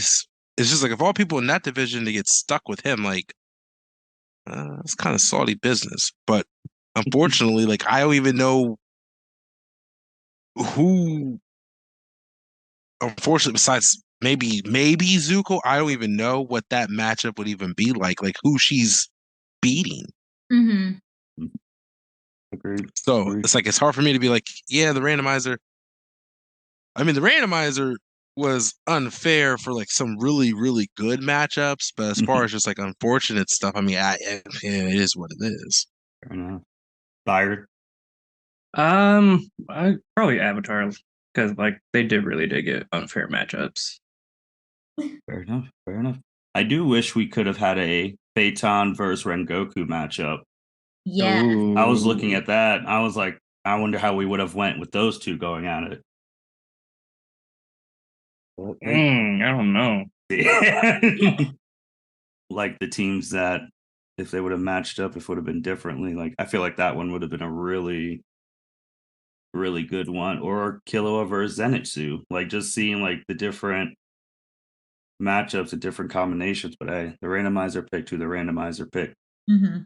But okay, let's get to some of the people of the final four to remind people who they are. And when you see this PowerPoint, you will see I got better by each person because I was able to fit everyone's stuff on one page as I got better through it. So we are going to share. First person, the Fire Champ, Yamamoto Bleach. These are just the normal stuff. We don't have to go through it. Master Swords and all that stuff. Yada, yada, yada. If you're watching this on YouTube, you'll be able to see this. Then you obviously have like power levels and Zambato, and obviously when he does his Bankai, which we all know is crazy. The next person, Niki, go ahead. He is the water champion. Yes, sir. Fighting in the blue corner, we have Jinbei. Some of y'all may refer to him as Boss Jinbei. If you're a pirate under him, that's what you refer to him to. Or you might know him as the first son of the sea. He stands at 9 feet, 10 inches. He is a whale shark fish man, basically, to say the least. Hence why he's ginormous. Spoilers, people. If you haven't read the manga, skip this part for like a minute. He's got a 1.1 billion berry bounty, which is one of less than 20 people. I think off the top of my head, there's like 18 at max. So put some respect on him. And then one of the greatest quotes ever said, as he is standing face to face with Big Mom, the toughest woman in One Piece by far, one of the 4 Yonko, or Emperors of the Sea, as they're known in English. He looked her in her face as she's activating her power. Didn't work on him. And he's had the balls to say, I'm a man who wants to be part of the future Pirate King's crew. I can't be intimidated by a mere Yonko. That's some G shit. And the first time we hear Jinbei basically say Luffy's going to become the Pirate King. Fair enough. Fair enough. Awesome. That's from the water division. Man, we're doing corners. I should have just said Yamamoto coming from the red corner, the captain of the Goten. Oh, yeah. I mean, I here. like I that. got The them captain, intros. you know, he's an OG captain of Byron because he was over 2,000 years old. But awesome. So then you got the yellow corner. You got the lightning region champ, Lactus from Fairy Tale. Cedric, do you want to say anything quick about the lightning man? Oh, it's Lactus Dreyer. Grandson of the Guildmaster of Fairy Tale. Some Dragon Slayer magic, Dragon Slayer magic. One of the few only people to master fairy law. Honestly, super fast, super strong. Knows how to take an ass whooping and keep on pushing. Fair enough. Fair enough. I love it. I love it. All right. You got Niki. Go ahead, man. Would this be the green or the brown corner for the Earth? This will be brown corner. I like to stick with the colors of their powers. Fair enough. Okay. In this corner, we have Sir Crocodile. He stands at 8 feet 3 inches. So another tall motherfucker. He's just a normal human in this show. No other reason for him to be 8'3". He's just a human who's 8'3". Some of you might know him as Mr. Zero from the early days when he was in charge of Baroque Works. Mm-hmm. He also, spoilers again, just cut a minute out of your listen if you're not reading the manga and you're watching One Piece. He also has a $1 billion bounty, or berry bounty, I should say, just like Jinbei.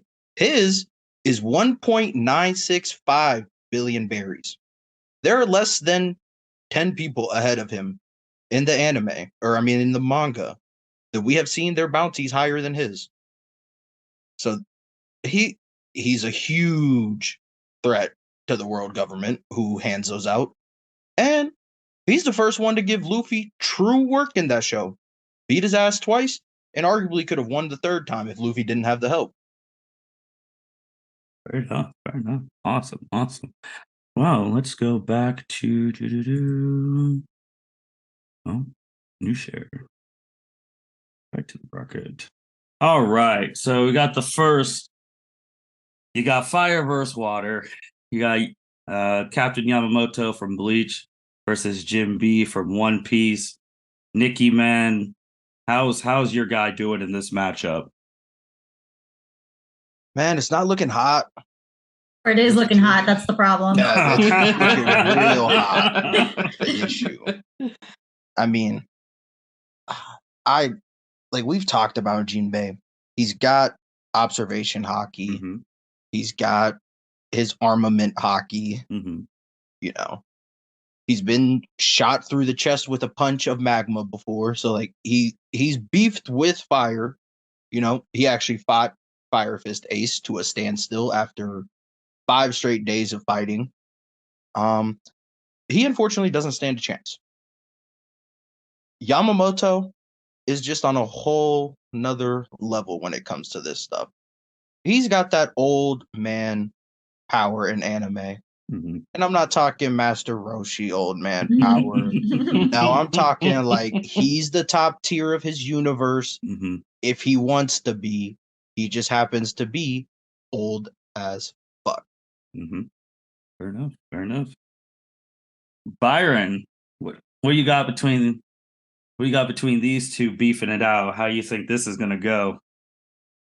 I really wish I could pick Jinbei, because Niki made me want to watch One Piece when he just had that passionate promo about Jinbei. However, he doesn't stand a chance against Yamamoto. It's not fair. It's not a fair matchup for him. He takes the L on this one. Fair enough. Fair enough. Andrea. So I also think Yamamoto is going to win this one. Again, unfortunately, the final 4, I'm not familiar with any of these characters and or anime. But based off of what I've heard throughout and the little bit of research, background knowledge that I'm aware of, yeah, it just seems a little too one-sided and a little too Yamamoto seems a little OP for this tournament, but we'll just leave that for later. Fair enough. Cedric, is there anything you wanted to add? Man, I really wanted to rock with Jinbei because he's tall. Fishman karate. I'm just saying, when you see a 9-foot being, I can't call him a human. When you see a 9-foot being, that says some things. But I mean, they got giant ass hollows and shit in Bleach, so I know Yamamoto ain't looking at this man like, "Oh, you're too big." It's like, yeah, all right. Now you're trying to. You make me want to look up how tall that first hollow he fought was that he cut down to size.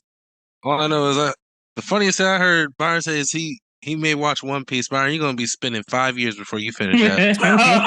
at the rate that you watch anime. That's true. Byron gonna be 40 years old by the time he finishes One Piece. Be like, oh, you guys, I finally finished One Piece. I mean, you're not lying, Cedric. I wish I could say you were, but you're not. That is hilarious. I mean, Byron takes his time. Anyone who knows him and You know, Byron takes that time. He is not in a rush to do anything. You would have thought he slowed the episodes down or some shit. Oh, we came for the I just March have too Madness much, and stay for the too roast much of shit Byron, I'm I guess. interested in. Damn. That's the problem. Man, Byron, there'd be times I'd be asking, what shows you watching? You even be hesitating for a second. Like half the time I'd be like, well, what are you watching? Like, Yeah, if I'm not watching like YouTube or anime, I'm playing video games. what So are you the watching on YouTube? Never mind, that's a different conversation. Oh. so the hollow that Yamamoto killed just for height reference, who he killed in one slash, was 9. No, he was 7'9", can grow to 15'1", and he was 9.5 tons. Wow. And Damn. he cut that with one slash. Yeah, but he don't know Fishman karate. He does not. He does not. But I don't know. I don't think there's a path to victory for Jimby. I really don't. So is it Jinbei or is it Jimby? You've been saying Jimby, and I've been getting like confused. I ain't gonna lie, because I don't watch One Piece. So it's so you'll see two different spellings. You'll see Jimbei. So you'll hear Jinbei, Mhm. Mhm. or you'll see the Jinbe without the I at the end, and it's just Jinbei. Hmm. So yeah, his name's Jinbei in the show. Jinbei. Okay. Mhm. Awesome. I Well, got shout really out to him. confused. I was like, oh, have I been pronouncing it wrong this whole time? Well, he unfortunately goes down. Then you got this matchup. You got Lightning versus Earth. Crocodile, Laxus. Byron, how are you feeling about this one? This is a very, very interesting matchup. This one I've been struggling with because I know they both can throw hands, and I know they're both durable. I think Crocodile has the slight edge because he can turn into sand at will. But I think I'm going to give it to Crocodile because he does have that poison hook, and he also can drain the water from people with his right hand. Cedric? So I know next to nothing about Crocodile, not even going cap. No clue. However, I did see your little PowerPoint that you put together quite the Thanks. ensemble. Mhm. I see you out here. Hey, I'm just a moderator Mm, with some small editing skills. with some small editing skills. That's how Whatever. I can't humble you are. edit voice, but I can do video and pictures. Just saying. Well, it's to your advantage that you don't edit voice. Otherwise, you'd be doing probably like 80% of these because you like, you know what, it's faster if I just do it myself. But Also, he'd wake up, at 3 a.m. and be like, you know what? Time to edit some videos or some podcasts. nah, he'd be on his phone just laying there. Courtney, are you awake? That's true. No. Oh, now you are. That's true. I want. There was one time where I thought about like, man, I'm coming up here like 11:30, 12, and I just want to do like a wrestling entrance. Like Niki, I wanted to just walk in one time while she's asleep and do the Cody Rhodes and be like, "Whoa!" Yeah, American Nightmare. Yeah, bro, I wanted to go in there. Oh man, but Cedric is right. I would be. It'd be a menace more than I am. So this I struggle with honestly. So I'm not so worried about the poison too much because I know Loxus fought that demon that literally poisoned your entire body where you're dying if you use magic. And dude still whooped that dude's ass at the end. Laxus can turn into lightning to evade attacks and move. My just thing is the whole dehydration thing. I'm not quite sure how that honestly works. If it's like I just think of you as being dry, or I have to like hit you with sand or whatnot. I honestly don't understand that. But if it's something where he could just like make the water leave your body just by looking at you or moving his hand, then that's quite OP, and I don't see how anyone's surviving that. Niki, any clarification on the moisture? Yes. So, if I recall correctly, he has to touch you. Mm-hmm. Like he's got to be Mm. holding you to dehydrate your body. Because when he dehydrates Luffy, he's basically choking him with one hand, dehydrating him. Got it. So yeah, I'm gonna fact check that, but if I recall correctly, he has to physically touch you. So I mean, it's very doable. Okay. It looks like it looks like he can absorb the moisture. Yeah, he has to be touching you with his right hand. Very specific. Well, his Destroy left hand's a giant hook, so Yeah. Utterly destroy his surroundings, killing and mummifying any biological substances via dehydration. That's intense. Okay. And then he makes sandstorms. Lactus can do lightning storms. This is such a great matchup. So, well, And I'm gonna go with the one I know more about, honestly. okay. And if I'm wrong out of ignorance, I'll take it. It is what it is. So I'll go Laxus. Fair enough. 1-1. Andrea? My logic for this particular matchup goes along the lines of sand is an insulator for lightning. So it does seem like they match up pretty well on paper against each other. So I'm just gonna go back to like natural kind of opposites. And I feel like for that reason, Sir Crocodile has a bit of an edge. I don't know exactly like how he would finish the fight, because I feel like it would be a bit of a challenge for him to grab Laxus with his right hand to like actually suck out the moisture in his body. But I don't know. That's just also, it gives me a callback to Katara being able to bloodbend and technically able to suck moisture out of anything, although Avatar isn't gruesome enough for them to do it out of a human being, but in theory she could do it. So for that reason as well, I will pick Sir. Captain Byron. He went first. I went first, yeah. Oh shit! I apologize.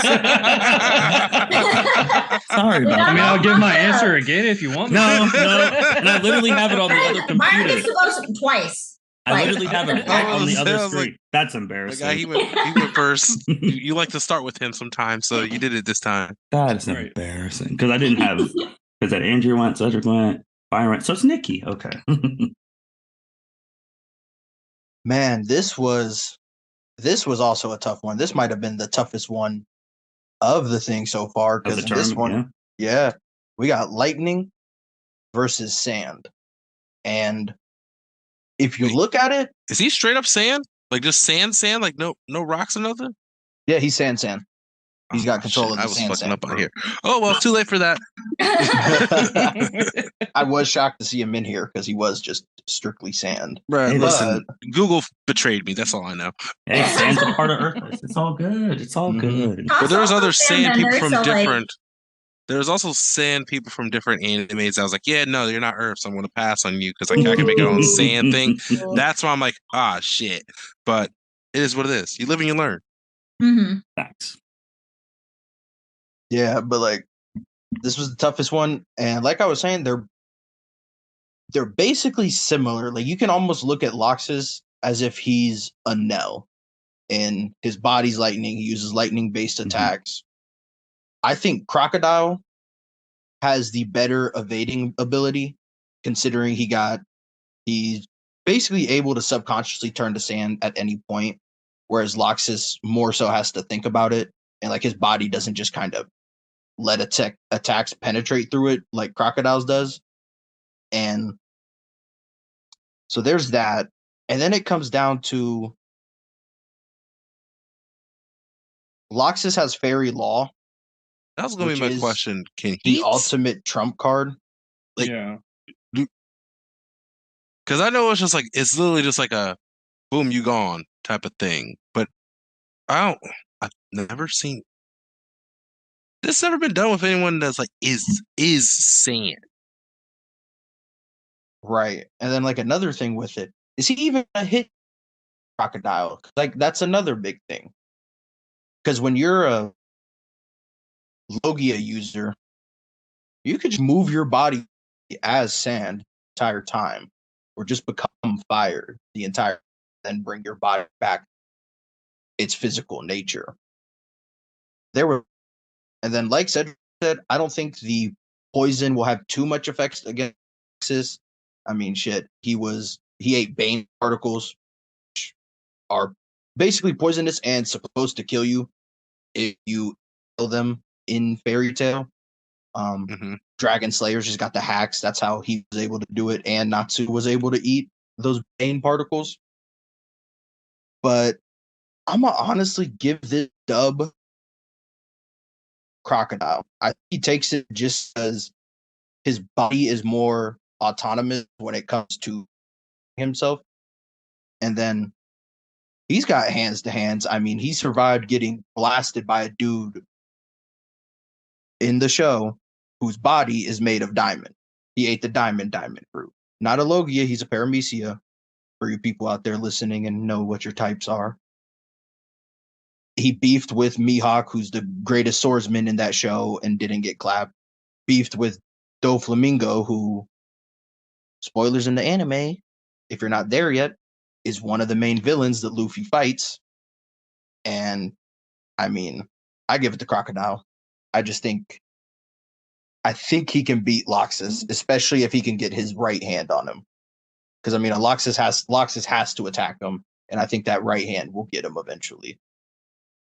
Fair enough. Ooh, well. Crocodile advances. Great job, Who are team. you gonna choose? Martin, who did you have? Yeah. Objectively, I had Crocodile, but me personally, Loxus, because I like lightning more than I like earth. Well, that's fair. No. If we went off what we like, I would have picked Jinbei over Yamamoto. I'm a water person all of the way. I mean, lightning's my favorite. I know I'm basic in that regard, so. Is that really basic? Like, it's kind of. It really is. It's basic. That's probably my most.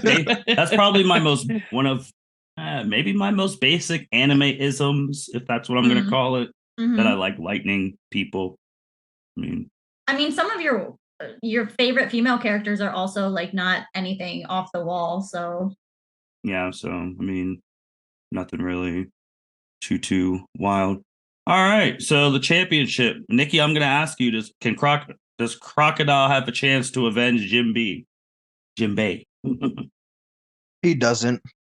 As much as I'd like to hype up Crocodile's like sand and sucking the moisture out, I don't know if he can necessarily beef with someone whose sword basically is the sun. That's its heatness. Also, spoilers if you haven't watched the 1,000-Year Blood War yet for Bleach. Skip this Niki part. is dropping them. I have to. This motherfucker summoned an army of all the people he killed. Yep. With his Bankai. Yep. Like, just imagine dealing with that. Like, as I said, this podcast with Avatar, Crocodile's just not the same level as Yamamoto. Yep. Fair enough. I mean, you brought up the Bankai. Obviously, that's just one of the things he could bring up. And he's 2,000 years old, so that's a lot of dead bodies.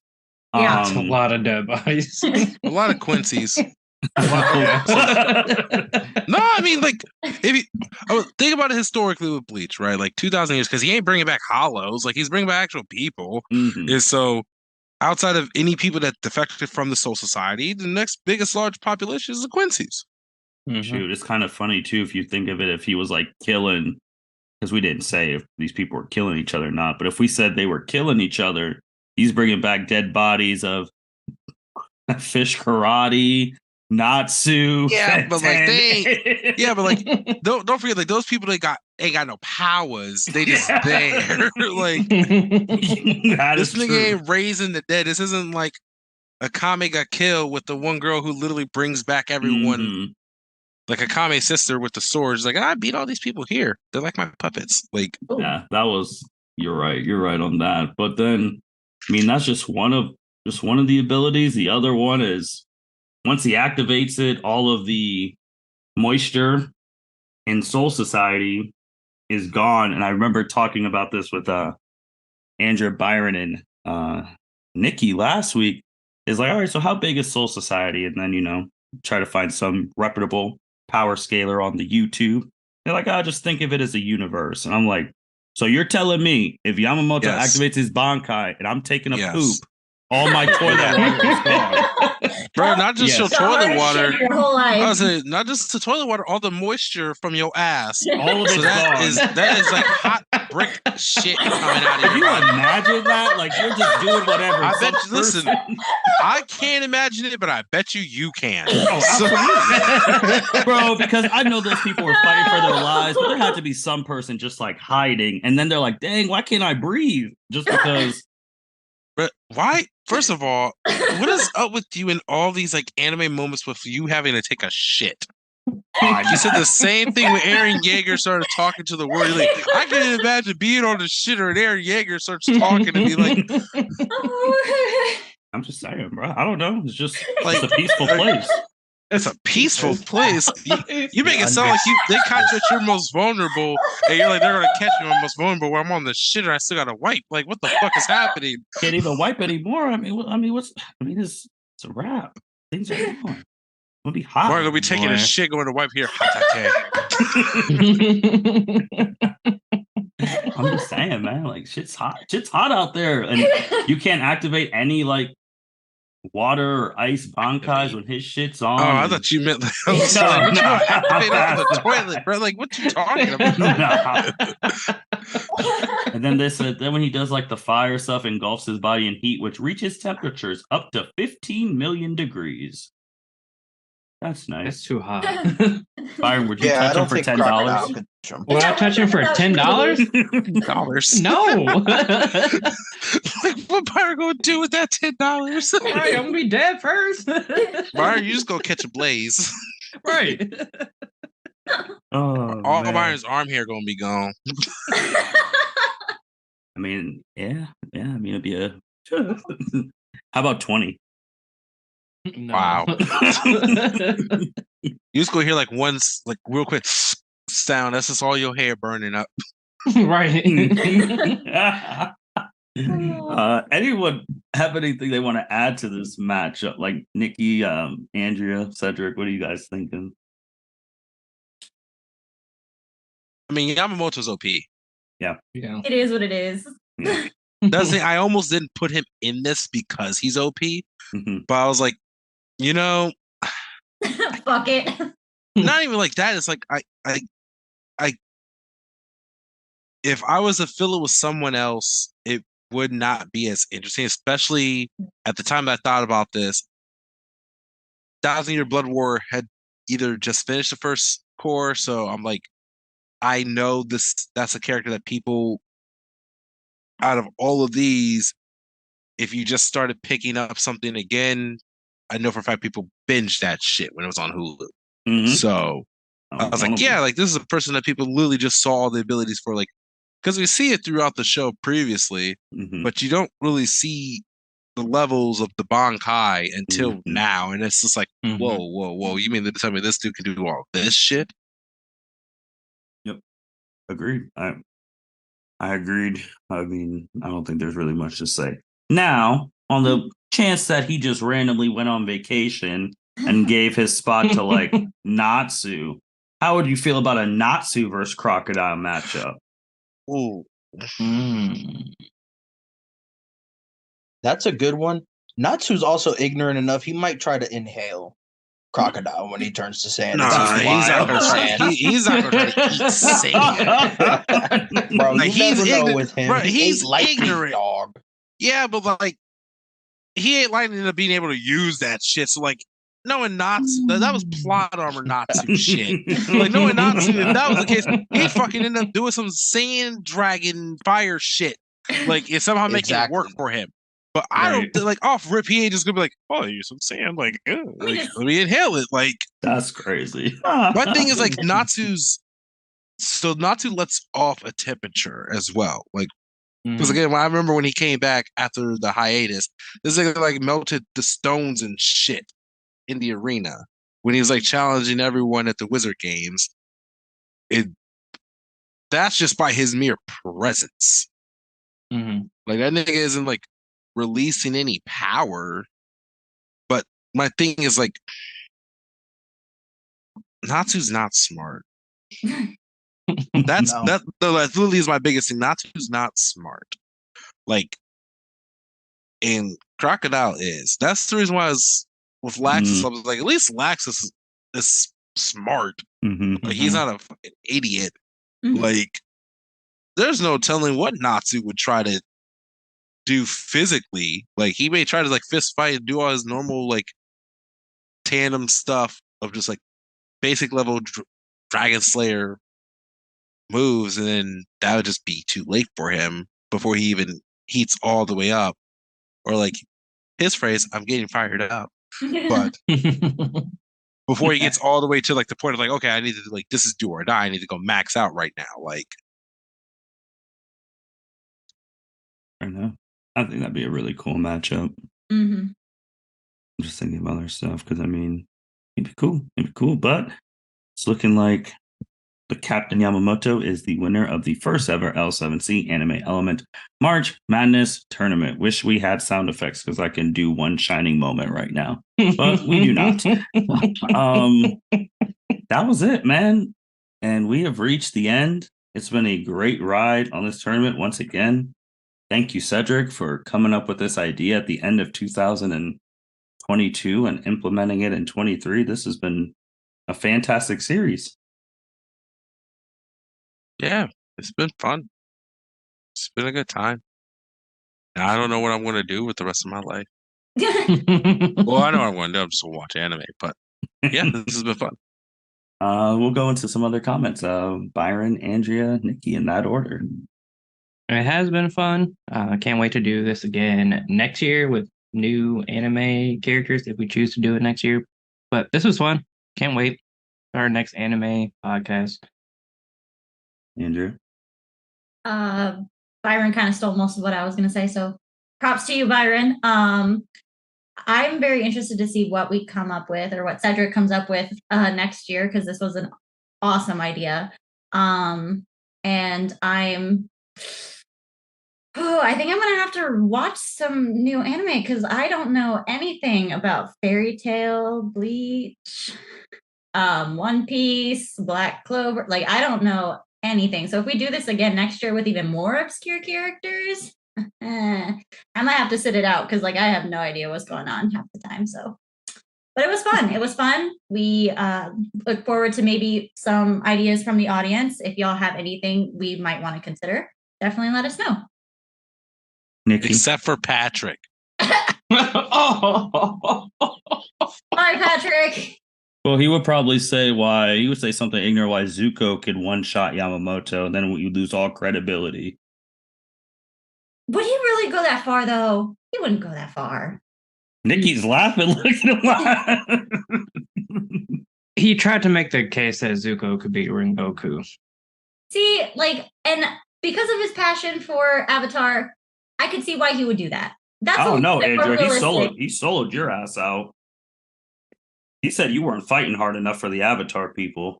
And that's He did fine, say- but I he also did have say a that. concept of what the fuck else is going on in these other verses. So back the fuck up, Patrick. Don't get me Again. started.